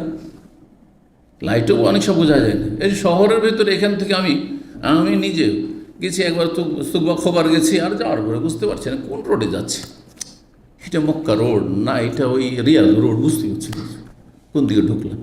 এটা হইতে পারে, তো এটার নামে তো দল্লা, মানে রাস্তা হারিয়ে ফেলা। কিন্তু যদি গুমরাহ হয়ে গেছি আমি গাড়ি চালে গুমরাহ হয়ে গেছি, চলবে? তাহলে ভাষা বুঝতে হবে নাকি? হ্যাঁ, মানুষের সামনে কথা বললে আপনাকে সমাজ, পরিবেশ, আর মানুষের বোধ শক্তি, এই সবগুলি খেয়াল রাখতে হবে। যাই হোক, কথা লম্বা না করে এগিয়ে যায়, কারণ লম্বা হাদিস রয়েছে। কি বলছিলাম? কাযাবা আদুউল্লাহ কে বলেন? ইবনে আব্বাস বলছেন যে এই নওফাল বাকালি আল্লাহর দুশমন, মিথ্যা কথা বলেছে। আরবদের মধ্যে এটাকে মাইন্ড করতো না, যে মিথ্যা কথা বলে বা অবাস্তব কথা বলে আল্লাহর দুশমন, আল্লাহর দুশমন। কিন্তু আমাদের দেশে আল্লাহর দুশমন বলা চলবে না। জি, তো আছে না, নবী সাল্লাল্লাহু আলাইহি ওয়াসাল্লাম অনেক সময় বলছেন যে তারিবাত ইয়াদাক, তোমার দুই হাত মাটিতে মিশে যাক। মানে কি বদদোয়া না, এটা আরবদের এগুলো ভাষা, এমন বদদোয়া উদ্দেশ্য হইতো না। তারপর রাগে আনফহু, তার নাক মাটিতে মিশে যাক, ধুলোধূসরিত হোক, মানে কি সে ধ্বংস হয়ে যাক না, মোটেই ধ্বংস হওয়ার উদ্দেশ্য নয়। যে তো এসব আরবদের ভাষা ছিল, ভাষাগত বিষয়, সেগুলোতে মানুষরা মাইন্ড করতো না, কষ্ট পেত না, এবং অহরহ একে অপরকে বলতো। হাদ্দাসানা উবাই বিন, তারপর বলছে উবাই বিন কাম আমাদেরকে হাদিস বয়ান করেছেন নবী সাল্লাল্লাহু আলাইহি ওয়াসাল্লাম থেকে, আন্না মূসা কামা খাতিবান ফি বানি ইসরাইল, মূসা আলাইহিস সালাম একবার বনি ইসরাইলের মাঝে ভাষণ দিতে দাঁড়ালেন, খতিব ভাষণ দিতে দাঁড়ালেন। ফায়সইলা, তখন তাকে জিজ্ঞাসা করা হইল জনক ব্যক্তির পক্ষ থেকে, আইয়ুন নাসে আলাম, কোন ব্যক্তি এই জামানায় সবচেয়ে বেশি জ্ঞানী? ফাকালা, বলেন আনা, আমি বেশি জ্ঞানী। ফাআতাবাল্লাহু আলাইহি, তখন আল্লাহ তার ওপর অসন্তুষ্টি প্রকাশ করলেন বা অসন্তুষ্ট হইলেন, অথবা আল্লাহ তাকে তিরস্কার করলেন যে তোমার এটা ঠিক হইল না। এতাব মানে হচ্ছে হালকা তিরস্কার করাতে হবে, এটা আপনি কাজটা ভালো হইল না, এটাই আর কি এতাব বলা হয় আরবি ভাষায়। তো আল্লাহ তাকে এতাব করলেন মানে তিরস্কার করলেন। ইদলাম ইয়ার, কেন? ইদলাম ইয়ারুদ্দাল ইলমা ইলাইহি, এই জন্য নয় যে মূসার চাইতে বেশি জ্ঞানী আছে, বরং এখানে দেখেন কারণটা, যে আল্লাহর দিকে জ্ঞানকে কেন ন্যস্ত করলেন না, যে আল্লাহ বেশি জানেন। ঠিক আছে, আমার ধারণা যে আমি বেশি জ্ঞানী, কিন্তু আমি বলুন আল্লাহ বেশি ভালো জানেন, এটা বলা আমার জন্য উপযুক্ত ছিল বা উচিত ছিল। ঠিক, আল্লাহর ইলম আল্লাহর হাওয়ালা কেন করলেন না? আল্লাহ আলাম বলা উচিত। ফাকালাহু, তখন আল্লাহ বললেন মুসাকে, বলা হ্যাঁ সোনল্লি আব্দুন, আমার এক বান্দা আছে, বে মাজমাল বাহরাইন, দুই সাগরের সংযোগ স্থলে, দুটো সাগর এসে মিলিত হচ্ছে। বাংলাদেশে অনেক জায়গা আছে না, দুই নদী একসাথে মিলিত, চাঁদপুরের লোকেরা, হ্যাঁ চাঁদপুরের লোক আছে না, দুই নদী, একটা হচ্ছে পদ্মা আর একটা মেঘনা, জি মাজমাউল বাহরাইন, এখন মাজমাউল নাহরাইন, নাহার মানে নদী। হুয়া আলমিনকা, তিনি তোমার চেয়ে বেশি জানেন, মানে সব বিষয় না, যেমন দেখা যাচ্ছে কোনো বিষয়। এই জন্য বলবেন, খেজের নিজেই বলবেন যে আমার কাছে কিছু জ্ঞান আছে যেটা আপনার কাছে হয়তো নেই, আর আপনার কাছে এমন কিছু জ্ঞান আছে যা আমার কাছে নেই। কালা এই রব্বে, হে রব, অমাল্লি বেহি, মানে কে আমাকে তাহলে সেখানে পৌঁছাবে। অরুবামা কালা সুফিয়ান বিন ওয়াইনা বর্ণনা করেছেন, এই রব্বে, অন্য রেওয়ায়েত রয়েছে হে রব, কাইফালি বেহি, কেমন করে আমি তার কাছে পৌঁছবো। কালা, তখন আল্লাহ তা খোঁজো হুতান, একটি বড় মাছ নিয়ে, হুত বলা হয় বড় মাছকে, বড় একটি মাছ নিয়ে নাও। ফাত্তা জাউল ফি মিকতালিন, সেটাকে একটি ব্যাগে নিয়ে নাও বা থলেতে নিয়ে নাও। হাইসুমা ফাকাত তালহুদ, যেখানে তুমি মাছটিকে হারিয়ে ফেলবে, ফাহুয়া সাম্মা, সে সেখানে রয়েছে। সাম্মা মানে হোনাকা, সোম্মা মানে অতপর, আর সাম্মা যখন সায়ে জবর দেবেন তখন হোনাকা, ফাসাম্মা অজহুল্লাহ, সেখানে আল্লাহ রয়েছেন বা আল্লাহর চেহারা। রুবামা কালা ফাহুয়া সাম্মা হাদি। ওয়াখাজা হুতান, মুসা আলাইহিস সালাম একটি মাছ নিলেন, ফাজা আলফি মিকতালিন, একটি পাত্রে নিয়ে এলেন, সুম্মান তালাক, তারপরে চলতে শুরু করলেন, হুয়া তিনি, ওয়া ফাতাহ, এবং তার খাদেম ইউসা বিন নুন, ইউসা বিন নুন, জি তার নাম ছিল, হাদিসে চলে আসলো। হাত্তা আতায়া সাখরা, তারপরে দুইজনে একটি পাথরের কাছে পৌঁছলেন। ওয়াদা রৌস, তখন বিশ্রাম নেওয়ার জন্য, ক্লান্ত হয়েছেন, একটু বিশ্রাম নেওয়ার জন্য সেখানে পাথর মাথা রেখে শুয়ে পড়লেন, পাথরকে বালিশ বানিয়ে দুইজনে শুয়ে পড়লেন। ফারাকাদা, তারপর ঘুমিয়ে গেলেন মুসা আলাইহিস সালাম, মুসা আলাইহিস সালাম ঘুমিয়ে গেছেন, আর ইউসা খাদেম একটু জেগে আছে, ও কিন্তু দেখেছে মাছটাকে পালাইতে। ওয়াত্তারাবাল হুদ, তখন মাছটি নড়াচড়া শুরু করে, ইত্তারা মানে হরকত করা, নড়াচড়া শুরু করেছে। ফাখারে, তারপরে সেই পাত্র থেকে বেরিয়ে পড়েছে। ফাসাকাতা ফিল বারহে, তারপরে সাগরে সে ঝাঁপ দিয়েছে। ফাত্তাখাযা সাবিলাহু ফিল বাহরে সারাবা, অতঃপর সেই মাছটি তার পথ তৈরি করে নিয়েছে সাগরে সুরঙ্গ আকারে, সারাব সুরঙ্গকে বলা হয়, সুরঙ্গ আকারে। ফামসাকাল্লাহু আনিল হুতে জিরিয়াতাল মা, অতঃপর আল্লাহ রাব্বুল আলামিন যে মাছের পথ ছিল, মাছ যে পথ দিয়ে গিয়েছে সাগরে, সেই পথের পানির গতিকে রোধ করে দিয়েছেন, পানির গতি থামিয়ে দিয়েছেন, রোধ করে দিয়েছেন। আমসাক মানে থামিয়ে দেওয়া।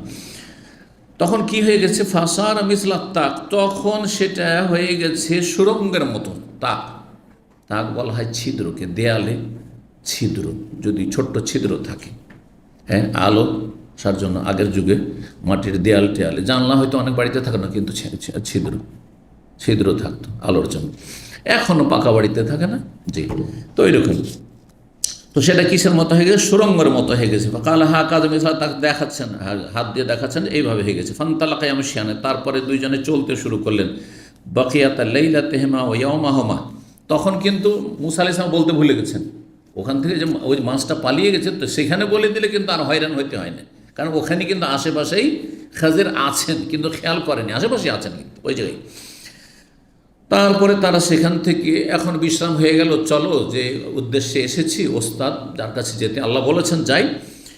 রাতের যে তার সেই সময়টা যে বিশ্রাম করেছিলেন সেটা বৈকালবেলা হয়তো ছিল, তারপরে সে রাত গেল, ওয়াউমাহমা, আর দিন গেল, হাত্তা এদা কানা মিনাল গাদ, তারপরে পরের দিন সকাল হয়ে গেছে। সারাদিন চলেছেন, সকালে বেরিয়েছেন, বিকালবেলা বিশ্রাম করেছেন, তাইলুল্লাহ, তারপরে রাত চলে গেছে, হাঁটতে আছেন দুজনে, সকাল হয়ে গেছে। কাল আলাই ফাতাহ, তখন নিজ খাদেমকে বলছেন, আতে না গাদা আন্না, আয়াতের অংশ এটি, আমাদেরকে আমাদের নাস্তা দাও বা খাবার দাও। লাকাদ লাকিনা মিন সাফারিনা হাযা নাসাবা, আমাদের এই সফরে বড়ই ক্লান্ত হয়ে পড়েছি। নাসাব মানে হচ্ছে ক্লান্তি, ক্লান্ত পরিশ্রান্ত হয়ে পড়েছি। ওয়ালামিয়া যেটা মুসা নাসাব হাত্তা জাওয়াজা হাইসু আমারাহুল্লাহ, মুসা আলাইহিস সালাম দেখেন সারাদিন চলেছেন, প্রথম দিন সারা রাত চলেছেন, ক্লান্ত হননি, কিন্তু যখন ওই জায়গা থেকে এগিয়ে চলে গেছেন তখন ক্লান্ত হয়েছেন, তখন ক্লান্ত হইতে লেগেছেন। তাহলে আল্লাহ রাব্বুল মানুষের শরীরে শক্তি দিয়ে থাকেন। এই জন্য দেখা যায় যে অনেক সময় ভালো মানুষরা কঠোর পরিশ্রম করে ইবাদতবন্দি করে, তাহাজ্জুদ পড়ে, রোজাও রাখে, কিন্তু ক্লান্ত হয় না। আল্লাহ সুস্থ রাখেন, সবল রাখেন। আর দেখা যায় যে মানুষ এত আয়েশ আরাম করছে, 10 ঘন্টা ঘুমাচ্ছে আর ভোগ বিলাস করছে, তারপরও শরীরে রোগ ছুটানি নেই, রোগই ছুটছে না। জি, এই জন্য মানুষ সুস্থ থাকতে শুধু চেষ্টা করলে কাজ হবে না, সব কিছুর ওপর আল্লাহ রাব্বুল আলামিনের বিশেষ অনুগ্রহ, রহমত। আল্লাহ যাকে চাইবেন হেফাজত করবেন। তবে আল্লাহ সতর্ক থাকতে বলেছেন, সতর্কতা অবশ্যই অবলম্বন করতে হবে। আর শরীরের হক আদায়, এই মানে এর মানে এই নয় যে আপনি মোটেই ঘুমাবেন না আর মোটেই শরীরের হক আদায় করবেন না, করবেন, কিন্তু অল্পতে অনেক সময় মানুষ সুস্থ থাকে। অল্পতে যখন আল্লাহ সন্তুষ্ট থাকেন তখন অল্পতে মানুষ অল্প খাওয়াতে সুস্থ থাকে, অল্প ঘুমাতে সুস্থ থাকে। হ্যাঁ, জি। তো বলছেন যে অতক্ষণ পর্যন্ত মূসা আলাইহিস সালাম ক্লান্তি বোধ করেননি, যতক্ষণ পর্যন্ত সেই জায়গা অতিক্রম না করে যেই জায়গার আল্লাহ নির্দেশ দিয়েছিলেন, মানে ওই 2 সাগরের মিলনস্থল। কাল আল্লাহ ফাতাহ, তখন মনে পড়েছে, আরে নাস্তা চেয়েছেন তো, নাস্তাই তো নেই। ওই যে ভাজি করে নিয়ে এসেছে মাছটি নাস্তার জন্য, নাই তো, সেটা খাবারের জন্য, খাবার নেই। তখন খাদেম বলছে, আরাইতা, আচ্ছা শোনেন, ইজ আওয়াইনা ইলা সাখরা, যখন আমরা আশ্রয় নিয়েছিলাম পাথরের কাছে, ফাইনি নাসিতুল হুতা, তখন আমি মাছের কথা বলতে ভুলে গেছি, ওমা আনসানিউ ইল্লা শয়তানে কিন্তু আমাকে ভুলিয়ে দিয়েছে, আন আজ করা বিষয়টি আলোচনা করতে। অত্তাখাযা সাবিলাহু ফিল বাহরি আজাবা, মাছ নিজের পথ নিয়েছে সাগরে আশ্চর্যজনকভাবে, আজাবান। আর 2টো আয়াত 2 রকম, এক আয়াত আছে অত্তাখাযা ফিল বাহরি সারাবা, সুরঙ্গ আকারে, আর আরেকটি আয়াত রয়েছে আজাবা। এই দুটোতে পার্থক্য কি? বলছেন পার্থক্য ব্যক্তি বিশেষ। ওই কথা হাদিসে চলে এসছে, হাদিসের ভাষায় বলি। 2টো শব্দের ব্যাখ্যা করছেন এখানে নবী সাল্লাল্লাহু, ফাকান আলিল হৌতে সারাবান, মাছকে কেন্দ্র করে যদি দেখা যায় তো মাছ যে রাস্তা নিয়েছে সাগরের ভিতরে, পানির ভিতরে, সেটা ছিল সুরঙ্গ আকারে, সুরঙ্গ আকারে। ওয়ালাহমা, এবং মূসা আর খাজেরের জন্য এটি ছিল আজাবান, মানে বিস্ময়কর বিষয়, আশ্চর্যজনক বিষয়, আশ্চর্যের বিষয়। আরে মাছ যদি পানিতে ঝাঁপ দিয়ে দেয় তো তার সাথে সাথে কি হয়ে যাবে, ছিদ্র বন্ধ হয়ে যাবে, কোথায় গেছে হদিস পাওয়া যাবে না। কিন্তু যে মাছ গিয়েছে ও পুরোটা ছিদ্র হয়ে গেছে, একবারে সুরঙ্গের মতো। যেমন মক্কায় গেলে পাহাড়ের সুরঙ্গগুলো দেখছেন, ওই রকম সুরঙ্গ হয়ে গেছে যতদূর পর্যন্ত মাছ গিয়েছে। তো বলছেন আল্লাহ মূসা আলাইহিস সালাম তখন বলেন, আরে যালিকা মা কুন্না নাবগি, এই জায়গারই তো তলাশে আমরা আছি, এত দূর কী করতে আমাকে নিয়ে আসা? তখন বললে তো এত হয়রানি হইতো না, আর কষ্ট হইতো না। চলো ফিরে চলো। ফারতাদ্দা আলা আসারিহিম কাসা, সুতরাং তাদের পদাঙ্ক অনুসরণ করে তারা উল্টো দিকে ফিরে আসলেন। রাজা 2জনে ফিরে একুস্তানে আসা রহমান, তাদের পদচিহ্ন অনুসরণ তারা করছিলেন। হাত্তা ইনতাহা ইলা সাকরা, 2জনে পৌঁছে গেলেন সেই পাথরের কাছে যে পাথরে মাথা দিয়ে বিশ্রাম করেছিলেন। ফাইদা রাজুলুন, সেখানে এসে দেখছেন যে একজন মানুষ, মোসাজ্জান বেসাউবিন, কাপড়ে জড়িয়ে বা কাপড় শরীরে পেঁচিয়ে শুয়ে আছেন। কাপড় গায়ে দিয়ে, যেমন সাধারণত আমরা কী করি, যখন শুয়ে থাকি তখন মাথা থেকে পা পর্যন্ত অনেকে যাদের মুখ ঢাকা অভ্যাস আছে আপনাদের অনেকের কিন্তু মুখ না ঢাকলে শুইতে পারবেন না, অনেকের এটা অভ্যাস। আবার অনেকে আছে মুখ ঢাকলে শুইতে পারবেন না। কোনটা ভালো? মাথাতে পাওতে ঢেকে শোয়া ভালো না মুখটা খুলে শোয়া ভালো? দুনিয়া শিখায় একটু।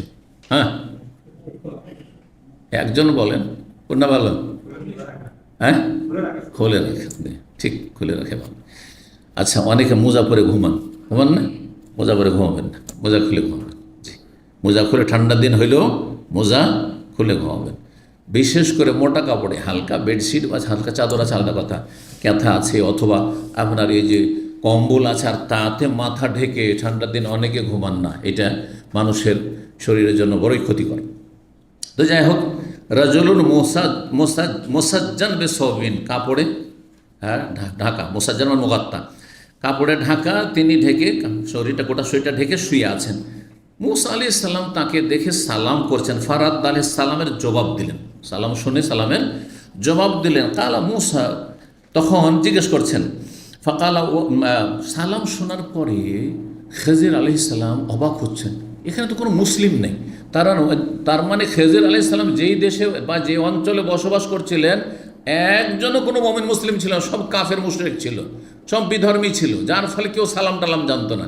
আর সালাম মানে ওই যুগেও মুসা আলাইহিস সালাম খাজরের যুগেও সালাম মানেই মুসলিম, সালাম মানেই তাহলে সালাম আদম আলাইহিস সালাম থেকে শুরু হয়েছে। প্রতিটি উম্মতেই সালামের অভিবাদন তাহিয়া মুসলিমদের মধ্যে প্রচলিত রয়েছে। শুধু এটা ইসলামের নয়, বিধান নয়, বরং সমস্ত মুমিন মুসলিম উম্মতের সালাম। জি, তাই কাপড়টা সরিয়ে খাজের বলছেন ওয়ান্না বে আরজেকা সালাম। আরে এখানে সালাম কোত্থেকে আসলো? এখানে সালাম কোত্থেকে আসলো? কে সালাম দিল আমাকে? এখানে তো কোনো মুমিন মুসলিম বাস করে না, একাই আছেন তিনি, তাহলে মুমিন। বলছেন যখন সালাম দিলেন, সালামের জবাব দেওয়ার পরে ওয়ান্না বে আরজেকা সালাম, তোমার এই দেশে কোত্থেকে সালাম আসলো? কালা আনা মুসা, আমি মুসা। কালা মুসা বনি ইসরাইল, ও বনি ইসরাইল বংশের মুসা। তার মানে একে অপর খবর রাখেন, কিন্তু দেখা সাক্ষাৎ হয়নি। যেমন পৃথিবীতে অনেক বড় বড় আলেমরা আছে, হ্যাঁ, যাদের খবর রাখি আমরা, আমাদের খবর অনেকে রাখে, কিন্তু কোনোদিন দেখা সাক্ষাৎ হয়নি। ওখানে হয়তো আমার চর্চা চলছে, আমার কাছে ওনার চর্চা চলছে, হচ্ছে না, হচ্ছে না? ঠিক ওই রকম তাহলে মুসা আলাইহিস সালাম খবর খেজের রাখেন। হ্যাঁ, তো বলছেন যে ওই বনি ইসরাইলদের মুসা, বলছেন হ্যাঁ বনি ইসরাইলদের মুসা। নাম আতাই তোকা, আপনার কাছে আমি এসেছি, লেতু আল্লেমানি, যাতে করে আপনি আমাকে কিছু শিখান, মিম্মা উল্লেম তা রুশদা, যা কিছু হেদায়েত বিষয়ক আপনাকে শেখানো হয়েছে। আল্লাহ যে শিক্ষা আপনাকে দিয়েছেন, জ্ঞান দিয়েছে, সেখান থেকে আমাকে কিছু শিখাবেন এই উদ্দেশ্যে, কারণ আল্লাহ পাঠিয়েছেন যে যাও কিছু শিখে আসুন। আলা ইয়া মুসা, হে মুসা, তখন বলছেন খাজের, মুসা শুনেন, ইন্নি আলা ইলমিন মিন ইলমিল্লাহ, আমার কাছে আল্লাহ প্রদত্ত কিছু এলেম আছে। আল্লামানি হিল্লাহ, আল্লাহ আমাকে সেই শিক্ষা জ্ঞান দিয়েছেন। লা তালামহু, সেটা আপনি জানেন না, আপনি জানেন না। ও আনতা আলা ইলমিন মিন ইলমিল্লাহ, আপনার কাছে আল্লাহ প্রদত্ত কিছু এলেম আছে। আল্লামাকাহুল্লাহ, যা আল্লাহ আপনাকে শিখিয়েছেন। লা আলামু, আমিও তা জানি না। হককে স্বীকার করলেন, করলেন না, করলেন না? আজকাল স্বীকার করবে অনেক আলেম আছে, ধরেন তফসিরে ভালো, ধরেন বা ওয়াজে ভালো, কিন্তু হাদিসের সহি জয়ীফ তেমন অত বুঝে না। কিন্তু আমার দেশের বক্তা কখনো স্বীকার করবে যে ভাই হাদিসের সহি যদি জানতে হয় তাহলে মাদানি আলেম যারা হাদিস পড়ে এসছে তাদের কাছে জিজ্ঞাসা কর, বললে যে ছোট হয়ে যাবে। কিন্তু এটা তো আদর্শ নাই। আদর্শ শিখাচ্ছেন যে আমার কাছে কিছু এলেম আছে যেটা আপনার কাছে হয়তো নেই, আর আপনার কাছে যে এলেম আছে সেটা আমার। এটা কিন্তু দুনিয়ার ডাক্তাররা স্বীকার করে। আপনি যদি কানের সমস্যা দেখাতে যান, আপনার হার্টের সমস্যা দেখাতে যান, আর গিয়ে আপনি একটা জিপিকে বলেন বা একটা যদি আপনি ধরেন মেডিসিন স্পেশালিস্টকে বলেন, তো বলে যে না না স্পেশালি আমাদের ওখানে আছে, ইএনটি আছে, ওর কাছে চলে যান, বা হার্টের আছে বিশেষজ্ঞ আছে, ওর কাছে চলে যান, বলবেন না? কিন্তু হাইরে আলেম সমাজ, বিশেষ করে বাংলাদেশ, পাকিস্তানে, সৌদি আরব আবার বলে, সৌদি আরবে কিন্তু বলে দিবি, কারণ এখানে বলছেন না না আমার তাখাসুস, আমি যে সাবজেক্ট পড়াশোনা করেছি সেটা ফিকহ পড়েছি, হাদিস পড়িনি, হাদিস সম্পর্কে ওনার কাছে জেনে নি। কিন্তু আমাদের দেশে বলছে আমি সবই জানি, অসুবিধা কি? না হলে কোথা থেকে ধার করেও দিবে, কিন্তু বলবে না যে অমুকের কাছে যান, কারণ ও যে বড় হয়ে যাবে, বুঝছেন না, রোগ। তো বলছেন যে কালা, তখন মুসা আলাইহিস সালাম বলছেন হাল আত্তাবিউকা, আপনার অনুসরণ করতে পারবো, মানে আপনার সঙ্গী হইতে পারবো। দেখেন মুসা আলাইহিস সালাম এত সিনিয়র নবী রসুল, তারপর বলছেন আপনি আমাকে সঙ্গী হিসাবে নেবেন।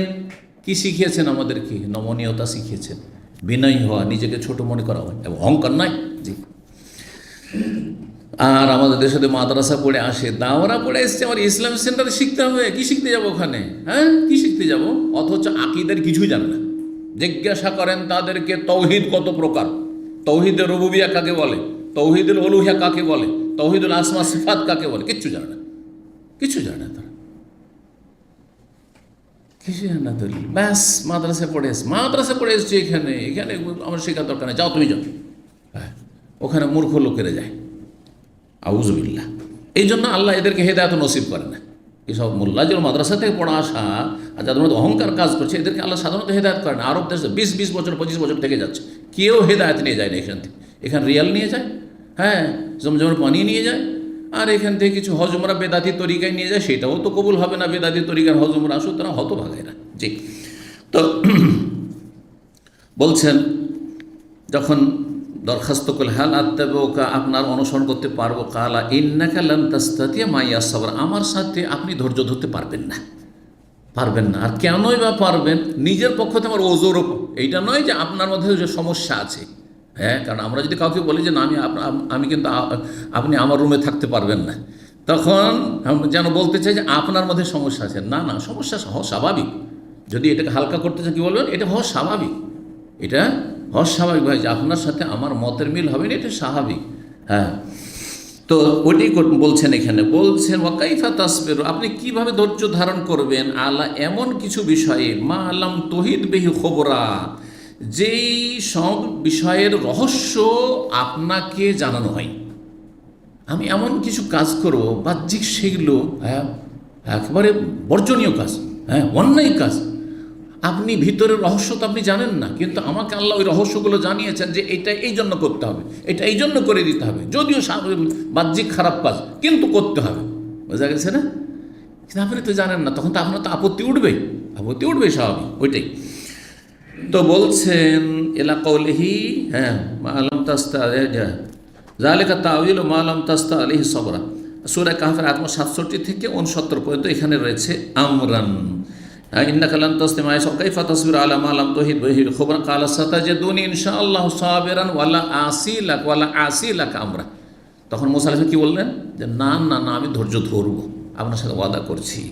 জি, ইন্নাকা লান তাসতামি কাইফা তাসবিরু আলা মা লাম তুহিত বিহি খবরা ক্বালা সাতাজিদুনি ইনশাআল্লাহু সাবির, আমাকে অবশ্যই ধৈর্যশীল পাবেন, ওয়ালা আসিলাক আমরা, আপনার কোনো কাজের আমি বিরুদ্ধাচরণ করব না, আপনার কোনো কাজে বা নির্দেশের আমি কি করব না, নাফরমানি বা বিরুদ্ধাচরণ করব না। এই আমরা শব্দটি এসছে নির্দেশ বা কাজ, আমার মানে কাজও হয় আর আমার মানে নির্দেশও হয়।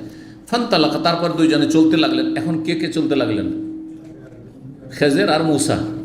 ওই যে খাদেমের কথা কিন্তু আর আসবে না, অথচ খাদেম হয়তো সাথে আছেন, খাদেমকে বলে তুই ঘুরে চলে যাবি, কথাও তো হাদিসে নেই, কিন্তু সাথে যে নিয়েছেন এইটাও নেই, কারণ এইখানে আর খাদেমের কোনো ম্যাটার নেই, খাদেমের কোনো কাজ নেই, ওর কাজ হচ্ছে খেদমত করা, শেষ এখান থেকে। এখন দুইজনের ঘটনা শুধু আসবে। জি, এটাই তো বলছেন। দুজনে চলতে লাগলেন ইয়ামশিয়ানে আলা সাহিলিল বাহরে, সাগরের কিনারা কিনারা, ফামাররাত বিহিমা সাফিনা, তারপরে দেখছেন যে একটি পানি জাহাজ যাচ্ছে। কাল্লামহুম, এখন এপার থেকে ওপার যাবে পানি জাহাজে চড়ে। কাল্লাম বা নৌকা, পানি জাহাজ তো সাফিনা, সাফিনা মানে ওই যুগে নৌকা হইতো, এখন সাফিনা মানে হচ্ছে পানি জাহাজ, জলজাহাজ। কাল্লামুহুম, তাদের সাথে কথা বললেন এরা, আইয়াহমেলুহুম, যে আমাদেরকে যেন উঠিয়ে নেওয়া হয়, চলো আমাদেরকেও নৌকাতে উঠিয়ে নাও। ফারাফুল খাজেরা, ওই এলাকার লোকেরা কিন্তু খাজেরকে চিনত, তাহলে এলাকায় পরিচিত মানুষ, উনি সম্ভ্রান্ত মানুষ, পরিচিত মানুষ, তারা খাজেরকে চিনে নিলেন। ফাহামালুহু বিগাইরি নাওলিন, তারা কিন্তু তাকে উঠিয়ে নিলেন মুসা আলাইহিস সালামকে সহ, বিনা কোনো পারিশ্রমিকে, কোনো কিছু নিলেন না, ভাড়া টাড়া কিছু নিলেন না, ফ্রিতে উঠিয়ে নিলেন। তাহলে বোঝা যাচ্ছে যে ওলামায়ে কেরামদের বা সম্মানিত লোকদের সম্মান করা, তাদেরকে ফ্রি কিছু সার্ভিস দেওয়া, এটা কোন যুগ থেকে চলে আসছে, যুগ যুগ ধরে চলে আসছে। যে অনেকে করেন ভালো মানুষরা, জাযাহুমুল্লাহ। ফালাম্মা রাকিবা ফিস সাফিনাতে, যখন দুইজনে চড়লেন কিসে, সেই নৌকায়, যা ওসফুরুন, একটি চড়ুই পাখি আসলো, চড়ুই পাখি, ওসফুর ছোট্ট পাখি। কালা হারফিস সাফিনা, তারপরে সেই নৌকার এক কিনারে বসে গেল, নৌকার কিনারে বসে গেল, ই আল্লাহর পক্ষ থেকে আসছে। ফান্নাকারা ফিল বাহরে নাকারা, তাও নাকারা, তারপরে সাগর থেকে একবার বা দুইবার পানি পান করলো। পানি পান করে কেমন করে পাখি? হ্যাঁ, তো এক ঠোঁট, একবার ঠোঁট দিয়ে বা দুইবার ঠোঁট দিয়ে কী করলো, পানি পান করলো। আর আল্লাহ খাজের, তখন খাজের মুসা আলাইহিস সালাম বললেন, ইয়া মুসা, হে মুসা, মা নাকাসা ইলমি ওয়া ইলমুকা মিন ইলমিল্লাহ ইল্লা মিসলা মা নাকাসা হাযার রাসূল মিন কারিমিন আল বাহরে, আমার এলেম যতটা আছে আর তোমার এলেম যতটা আছে, এতে আল্লাহর এলেমে কতটা কমতি, কোনো কমতি হয়নি। ঠিক ওই রকমই উদাহরণ, যেমন এই বিশাল সাগর থেকে একবার বা দুইবার ঠোঁট দিয়ে পানি পান করে কতটা পানি কমিয়েছে এই চড়ুই পাখি, তেমন কিছুই কমায়নি, তাই না? ঠিক ওই রকমই আল্লাহর এলেমের শেষ নেই। আল্লাহর এলেম হচ্ছে অসীম, আমাদের কাছে কি এলেম, সামান্য এলেম আছে। এই কথা যখন আমাদের অনুভূতিতে থাকবে, যতই বড় আমি আল্লামা হয়ে যাই না কেন, আমার কাছে সামান্য এলেম আছে। ওই পাখি যতটা একবার দুবার ঠোঁট দিয়ে পানি নিয়েছে, ততটা এলেম আমার কাছে নেই এলেমের সাগরের তুলনায়। এটা সবসময় আমাদেরকে অনুভূতি রাখতে হবে, তাহলে অহংকার থেকে বাঁচতে পারবেন। কিন্তু যদি মনে করেন যে এতদিন লেখাপড়া করি আর এতদিন ধরে আমি ফতোয়া দিই, হ্যাঁ আমি নিজেই ফতোয়া দিই, কারো ফতোয়া আমি নকল করি না, তাহলে তো বেলুনের মতো এমন ফুলে যাবেন যে বাস্ট হয়ে যাবে না বেরি, বোঝা গেছে। আর এরকমটাই হচ্ছে, আল্লাহ হেফাজত করুন। তারপরে এরা কি করছেন, হ্যাঁ অতটাই কমেছে, মিসলামা নাকাসা হাজাল ওসফর বিমিন কারিহি মিনাল বাহরে, যতটা কমিয়েছে এই চড়ুই পাখিটি তার ঠোঁট দিয়ে মিনাল বাহরে, সাগর থেকে।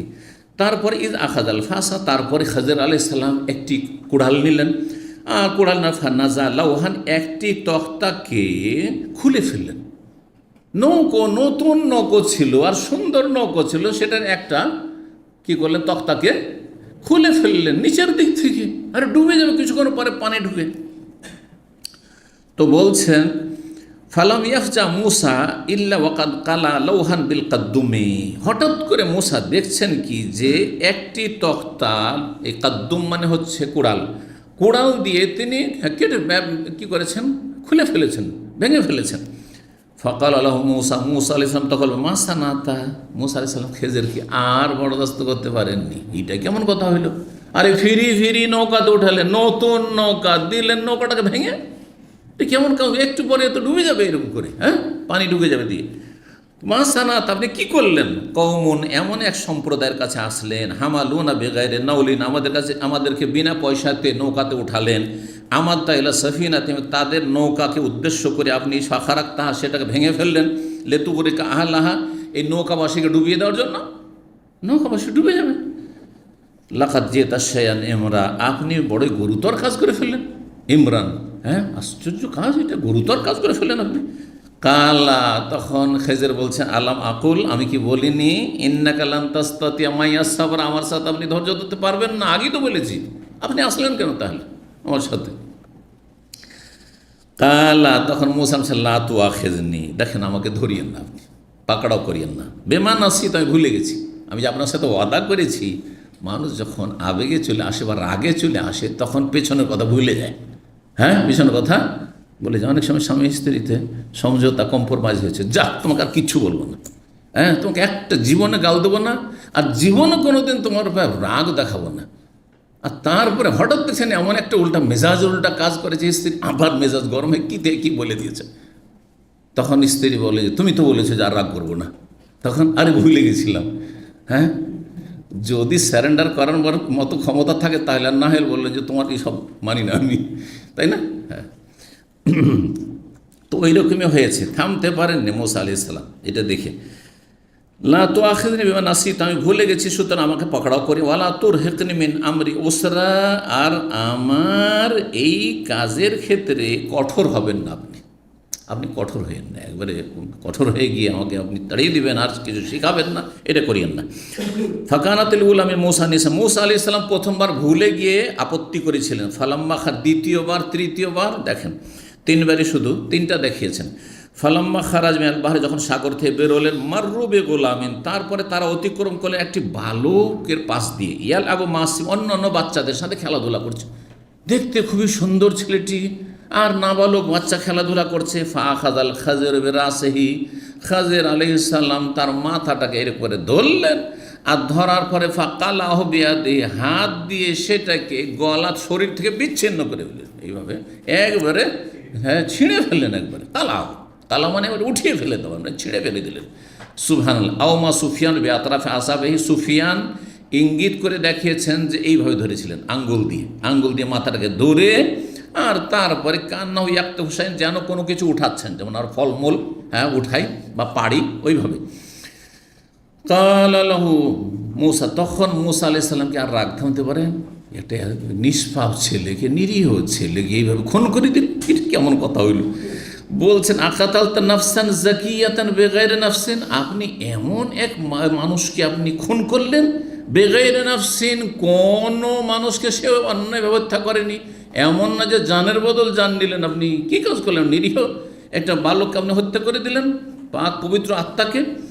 লাকাত জিতা শাইয়ান নুকরা, আগের বাল ইমরা বলেছেন মানে গুরুতর কাজ করেন, এবার বলছেন অন্যায় কাজ করলেন আপনি, নোকরা মানে মুনকার কাজ, আপনি হারাম কাজ করে দিলেন আপনি।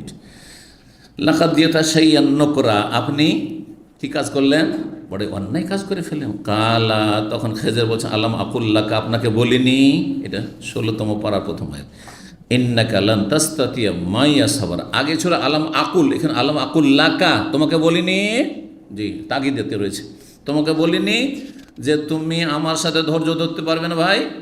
কালা, তখন বলছেন দেখেন যাক, যা হয়েছে হয়েছে, ইনসাল তো কান সাইম বাধা, এরপর যদি আপনাকে কোনো কথা বলি, কোনো কিছু জিজ্ঞাসা করি, কোনো এতরাজ আপত্তি করি, ফালা তো সাহেবে, তাহলে আমাকে আর সঙ্গে নিয়েন না আপনি, তাহলে আমাকে ছেড়ে দিয়ে আপনি। কাদ বালাগতা মিল্লাদুন্নি ওজরা, আমার পক্ষ থেকে আপনি চূড়ান্ত ওজোর অজুহাতে পৌঁছে গেছেন। মানে আপনি যদি আমাকে এখন বলেন যে না তোমাকে রাখবো না, তাহলে এতে কোনো দোষের কথা নাই, কারণ আপনি পেয়ে সুযোগ, আপনি যেটা সুযোগ পার পেয়েছেন, মানে ওজোর অজুহাত আপনার কাছে আছে, জি যুক্তিসঙ্গত। তারপরে বলছেন এখন তৃতীয় ঘটনা, বলছেন ফান্তালাকা, দুজনে চলতে লাগে, হাত্তা এজা আতায় আহলা কারিয়া, আসলেন একটি গ্রামের অধিবাসীদের কাছে, একটি গ্রামে আসলেন, খুব খিদে লেগেছে দুজনকে, প্রচণ্ড খিদে লেগেছে, আর সেই যুগে তার কোনো দোকানপাট আর হোটেল উমুক তুমুক কিছুই নাই, তাই না? তো কী করতে হবে, গ্রামবাসী খাওয়াইতে হবে। এই জন্য শরীয়ত আছে যে কোনো পরিচিত আর অপরিচিত হোক, মেহমান কেউ এসেছে এলাকা বাইরে থেকে এসে আপনাকে খাওয়াইতে, 3 দিন খাওয়াইতে, 3 দিন খাওয়ানো অজেব। আর তারপরে যদি না পারেন, ভাই পারবো না, অন্য জায়গায় দেখো, আর তারপরে নফল, যদি খাওয়ান তো নফল, কিন্তু 3 দিন অবশ্যই খাওয়াতে, না হলে গুনাহগার এলাকাবাসী।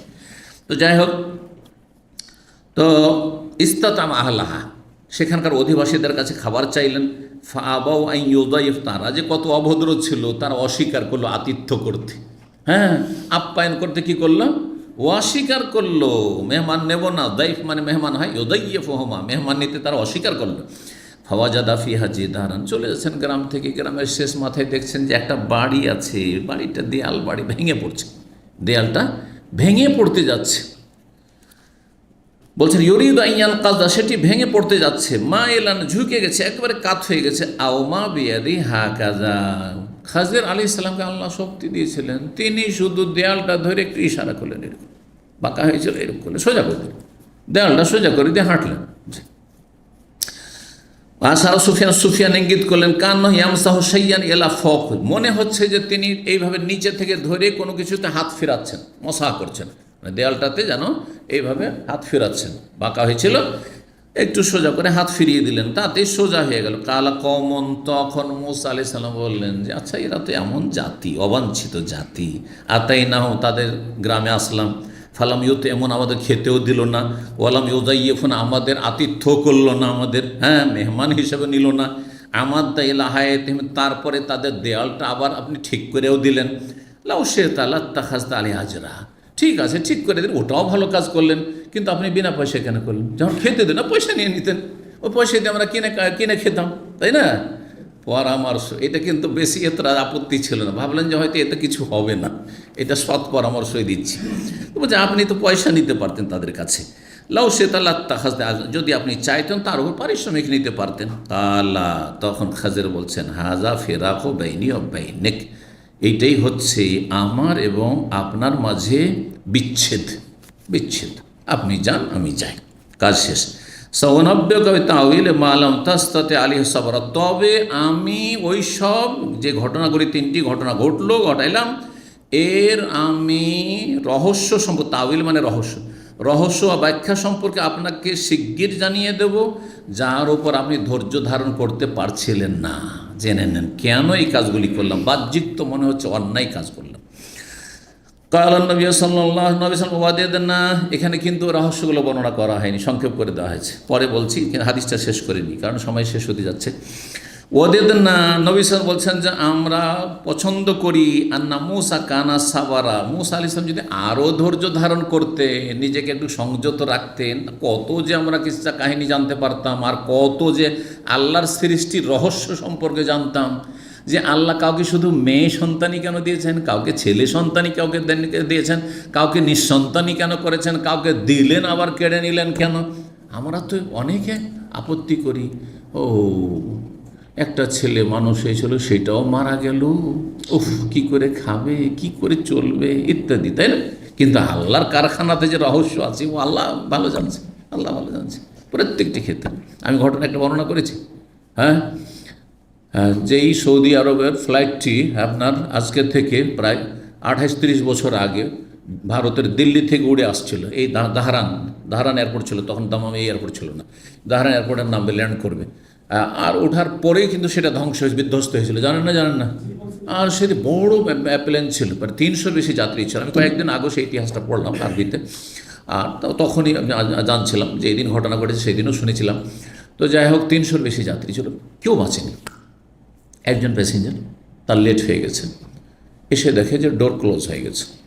কত কান্নাকাটি করলো, আমার ভিসা শেষ হয়ে যাবে, আমাকে যেতে দাও, আর বুকিং পাবো না, আমার রোজি শেষ হয়ে যাবে, খুব কান্নাকাটি করলো। কিন্তু অফিসার ছাড়লো না, তাকে আসতে দিল না। সে কান্নাকাটি করে ফেরত যাচ্ছে, এয়ারপোর্টের বাইরে গিয়েছে, আর শুনতে পাচ্ছে যে বিমান বিধ্বস্ত হয়ে সবাই ধ্বংস হয়ে গেছে, সব শেষ হয়ে গেছে। সুবহানাল্লাহ, বলুন তো দেখি, ওই লোকটি যে একটু আগে কান্না করছিল, এখন কি করবে? সে সেজদা শুকরে লুটিয়ে পড়বে না যে আল্লাহ আমার জানটা বেঁচেছে, আমার ভিসা যাক, দুনিয়া যাক, কিন্তু আমি তো বেঁচেছি? বলবে না? ব্যাস, এইভাবে আমাদেরকে যে কোনো কষ্টে সুখে দুঃখে জানতে আল্লাহর কোনো হিকমত আছে। আল্লাহ জালেমকে এত কেন শক্তি দিয়েছেন, এত বড় জালেম, তারপরও কেন এত সুস্থ রেখেছে? আল্লাহ কেন হালাক করেন না আল্লাহ জানেন। ওতে রহস্য আছে, আপনি কি জানেন? জি, তো বলছেন যে তিনি সবুর করতেন। ফাকাসাল্লাহু আলিমিন খাবারেহমা, তাহলে আল্লাহ আমাদেরকে অনেক তাদের কাহিনী বর্ণনা করতেন। সুফিয়ান বলছেন, নবী সাল্লাল্লাহু বললেন, ইয়ারহামুল্লাহ মুসা আলাইহিস সালাম আর রহম করু লাউ কানা সাবারা, সে যদি আর একটু সবুর করতো, ইয়াকুসু আলাইনা মিন আমরিহিমা, তাহলে তাদের ঘটনা আরও বেশি আমরা জানতে পারতাম। কাল ওয়াকারা ইবনে আব্বাস রাদিয়াল্লাহু তাআলা আনহু পড়েছেন একটি কিরাতে, ওয়াকানা ওয়ারা আহমের জায়গায় আমামহম, ওয়াকানা ওয়ারাহম মালিকুন ইয়াখুযু কুল্লা সাফিনাতিন গাসবা। তাহলে ওই তিনটি রহস্য আমরা জানি নাকি? রহস্য কি? প্রথমটি রহস্য ওই যে একটা নতুন নৌকা, আর সেই নৌকাটিকে কি করে দিলেন? ভেঙে দিলেন, একটা অংশ ভেঙে দিলেন। কেন? কারণ যেই দিকে নৌকাটা যাচ্ছে সেদিকে জালেম রাজা আছে। জালেম রাজা এত বড় জালেম, যদি কোনো নতুন নৌকা দেখে তো সেটা কি করে? কেড়ে নেই। এত অত্যাচারী জালেম রাজা ছিল। তো তিনি চিন্তা করলেন যে এরা গরিব মানুষ, আর গরিব মানুষদের নৌকা, সামনে একটু এগিয়ে গেলে তো নৌকাটা কেড়ে নেবে, এরা অসহায় হয়ে যাবে, তো নৌকাটাকে এখানে ভেঙে দিই, তাহলে যখন ওই রাজার সেনাবাহিনী দেখবে ওই জালেমগুলো, যে নৌকাটা ভাঙা না, দরকার নেই, যা বেঁচে যাবে। এইটা একটা। আচ্ছা, ওই বাচ্চাটাকে কেন মেরে দিলেন? এই জন্য যে তার বাবা কানো আবুহুমা সালিহা, না কি ছিল? ওয়াম্মাল গোলামও ফাকানা আবাওয়াহু মুমিনাইনি, আল্লাহ বলছেন সূরা কাহফ। ওয়াম্মাল গোলামও, সেই বালকটি এমন ছিল যে তার বাবা মা কি ছিল? ঈমানদার, বড়ই পরহেজগার লোক ছিল। ফাখাশিনা আন ইউরহিকাহুমা তুগয়ানা ওয়া কুফরা, এই ছেলেটি যদি বড় হয় তাহলে বাবা মাকে বিভ্রান্ত করে দিবে, খারাপ করে দিবে। অনেক বাবা মা বড়ই সৎ, বড়ই নেক, তাহাজ্জুদ গুজার, ধার্মিক, আল্লাহ একটা পয়সা কারো হারাম খায় না, কিন্তু ছেলে কুখ্যাত হয়েছে, চোর, ডাকাত, সন্ত্রাসী, আর যার ফলে এখন আসামের কাঠগড়ায় বাপকে যেতে হচ্ছে, মাকে ধরে নিয়েছে, তাদেরকেও জেল খাটতে হচ্ছে, গোটা গোষ্ঠীকে জেল খাটতে হচ্ছে, দরকার হচ্ছে না? তখন বাপ মাকে ধরে মারছে। তো এই ক্ষেত্রে এই ছেলেটা বড়, এই কুখ্যাতটা বড় না হয়ে যদি তাকে নাবালক অবস্থা মেরে দেওয়া হয়তো বাপ মার জন্য কল্যাণকর হইতো না? এইরকমই ঘটনাটা ছিল আসলে। বললেন, আল্লাহ রাব্বুল বলছেন যে যদি এই ছেলেটি বেঁচে থাকে তাহলে তার বাপ মাকেও পথভ্রষ্ট করে জাহান্নামী করে দেবে। সে তো জাহান্নামে যাবে, বাপ মাকেও জাহান্নামে নিয়ে যাবে। জি, অনেকের ছেলে মেয়েরা হচ্ছে ফিতনা। এই ছেলে মেয়ে না থাকলে আপনি হারাম খেতেন না, হয়তো সুদ খেতেন না, বেঈমানি করতেন না, আর হারাম রোজগার করতেন না, সুতরাং তারা আপনার জাহান্নামে যাওয়ার কারণ। জি, ইন্নামা আমওয়ালুকুম ওয়া আওলাদুকুম ফিতনা, ধন সম্পদ ছেলে মেয়ে ফিতনা। তো এই ছিল। আর 3 নম্বর ওই যে দেয়ালটি, ওয়াম্মাল জিদারু ফাকানা লিগুলামাইনি ইয়াতীমাইনি ফিল মাদিনা, দুজন ইয়েতিম ওই গ্রামে বাস করত, আর ইয়েতিম নাবালক ছিল তারা।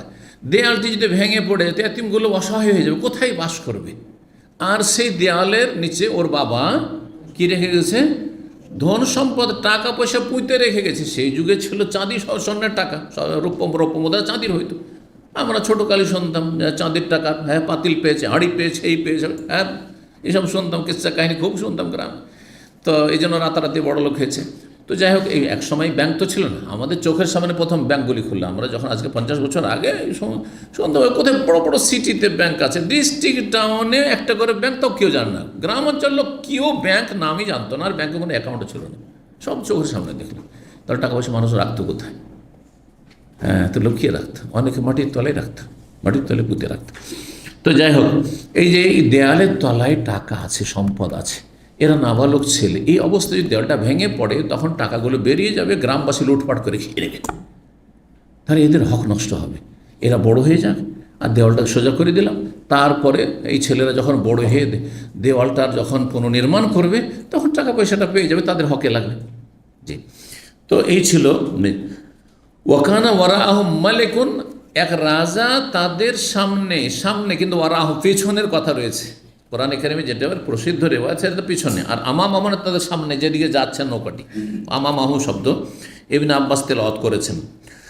মালিকুন ইয়াখুযুকুল্লা সাফিনাতিন সালিহ, যে কোনো ভালো নতুন যদি জলজাহাজ পায় বা নৌকো পায় তাহলে সেটাকে কি করে, সে দখল করে নেয় বা বেঈমানি করে নেয়, কেড়ে নেই। ওয়াম্মাল গোলাম ফাকানা কাফেরান, এই বালকটি কাফের, জন্মসূত্রে সে কাফেরই ছিল, যদিও ইসলামের উপর জন্মায়, কিন্তু এত বদমাইশ ছিল, এত বদ প্রকৃতি ছিল, কাফের ছিল। ওয়াকান আবাহ মোমেনে, আর বাপ মা ছিল মমিন, তাহলে বাপ মা গুমরা হয়ে যাবে এর কারণে।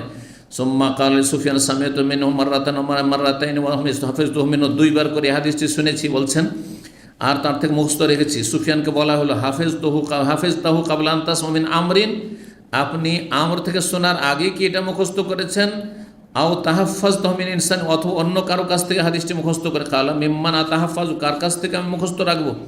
তার কাছ থেকে, আমরের কাছ থেকে শুনেছি। ওরাহু আহাদুন আন আমরিন গাইরি, আমার ছাড়া কি আমর থেকে অন্য কেউ বর্ণনা করেছেন? এটা সনদের কথা, কারণ সনদে আছে, এখানে দেখেন সুফিয়ানের ওস্তাদ হচ্ছেন এ আমর ইবনে দিনার, ওরই কথা বলছেন, আমর থেকে আমি শুনেছি। সামিআতুহু মিনহু মাররাতাইনি আও সালাসান, তার থেকে দুইবার বা তিনবার শুনেছি। হাফিজতু মিনহু, আর তার থেকে আমি মুখস্থ রেখেছি। আর একটি হাদিস এই খেজের সম্পর্কে আছে, 3402 নম্বর হাদিস। হাদিস বর্ণনা করছেন আবু হুরায়রা রাদিয়াল্লাহু তাআলা আনহু, নবী সাল্লাল্লাহু আলাইহি ওয়াসাল্লাম থেকে বলছেন, ইন্নামা সুম্মিয়াল খাজেরু, খাজেরকে খাজের কেন বলা হয়? নামকরণের কারণ কি? অনেকের নামকরণের কারণ থাকে, কেন বলা হয়, তাই না? খাজের মানে সবুজ হয়ে যাও, আখজার থেকে, আখজার মানে কি? সবুজ রঙকে আখজার বলছে না? হ্যাঁ, তো খাজের মানে সবুজ। বলছেন খাজেরকে খাজের নামকরণ এই জন্য হয়েছে, লিআন্নাহু জালাস আলা ফারওয়াতিন বাইদা, কারণ তিনি বসেছিলেন আলা ফারওয়াতিন, ফারওয়াতুন মানে লতা পাতাবিহীন সাদা জায়গা, সাদা স্থান, সাদা জমি জায়গা, এমন জায়গায় যেখানে কোনো লতা পাতা নেই, ঘাস পাত কিচ্ছু নেই, হ্যাঁ গাছপালাও নেই আর ঘাস নেই, একেবারে মরুভূমি হয়ে আছে, বালি ধরেন বা মাটি শুধু, বাইদা একবারে সাদা হয়ে আছে। ফায়দা হ্যা তাহাতা, যখনই তিনি সেখানে বসেন তখন সেটি কি হয়? তাহতাজ্জু মিন খালফি খাদরা, তিনি বসার পরে যখনই সেখান থেকে উঠেছেন সাথে সাথে ওই জায়গাটুকু পুরো সবুজ হয়ে গেছে, পুরো সবুজ হয়ে গেছে, বসলেই সবুজ হয়ে যেত। এটি তার কি ছিল? মুজিজা। তাহলে যদি তিনি নবী হন তাহলে মুজিজা, আর যদি নবী না হন, ওলি হন, তাহলে এটি কারামত হইতে পারে, অসাধারণ কিছু আল্লাহর নেক বান্দাকে দেখাইতে পারে। কিন্তু মুজিজা হোক আর কারামত হোক, সেটা ওই ব্যক্তির হাতে থাকে না। কার হাতে থাকে? রবের হাতে থাকে, আপনার আমার। আচ্ছা, তারপরে এর জন্য অনেক বড় কোনো আল্লাহর ওলি হইতে হবে জরুরি নাই।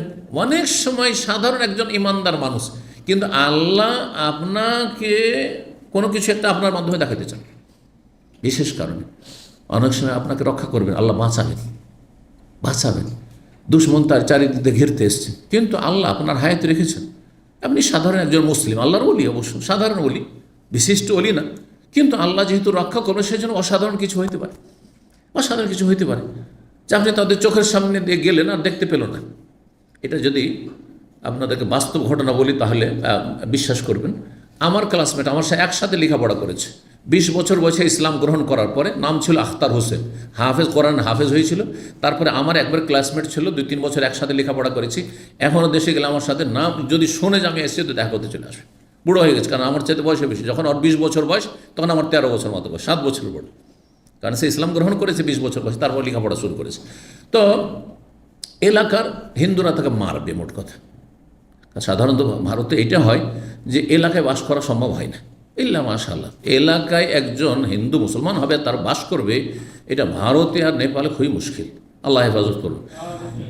তো যাই হোক, তাকে মারবে। উত্তর দিনাজপুরের ঘটনা কিন্তু। তো ও হাটে গেছে, বাজারে গেছে, ধরমপুর বাজারের নাম। সে বাজারে গেছে, আর বাজার থেকে ঠিক রাত 8টা-9টার সময় বাড়ি সাধারণত আসে, সেদিন আসবে। কিন্তু সেই দিন 50 জন লোক রাস্তার দুই পাশে রশি নিয়ে, অস্ত্র নিয়ে আর লাঠি নিয়ে সব রেডি আছে তাকে মারার জন্য, যে মাঠে ওকে ধরবো আর এখানে মেরে শেষ করে দেব। তাকে একজন দোকানদার, তার পরিচিত হিতাকাঙ্ক্ষী মুসলিম, সে বললো যে রাত হয়ে গেছে, তুমি যেও না আজকে, তুমি যেও না। বলছেন না, আমি ডেলি যাই, চলে যাবো, অসুবিধা নেই, না গেলেই ভালো, তুমি আমার কাছে থেকে যাও। তারপরে সে শুনলো না, চলে গেল। একজন হিন্দু ছেলে সব ঘটনা জানে, কিন্তু পরে ঘটনা জানা গেল কি করে, অনেকে জানতে চাবে, সেজন্য বলছি। সেই হিন্দু ছেলে কিন্তু ঘটনা জানে যে আজকে একে মেরে ফেলবে রাত্রে, এবং তার জন্য রাস্তাতে ওত পেতে বসে আছে সব। সে বলছে যে আমি একটু করে কোরআন মুখস্থ করেছি, পড়ছি আর চলে যাচ্ছে। তার কাছ থেকে সরাসরি শুনে চলে গেলাম, বাড়ি পৌঁছে গেলাম, কিছু যাই না। 1-2 দিন পরে ওই হিন্দু ছেলেটা, ওই যারা প্রভাবশালী হিন্দু এলাকার, তাদের বাড়ির কিন্তু চাকর, তার সাথে দেখা হয়েছে বাজারে। সে বলছে যে তুমি বেঁচে গেলে আজকে, কেন?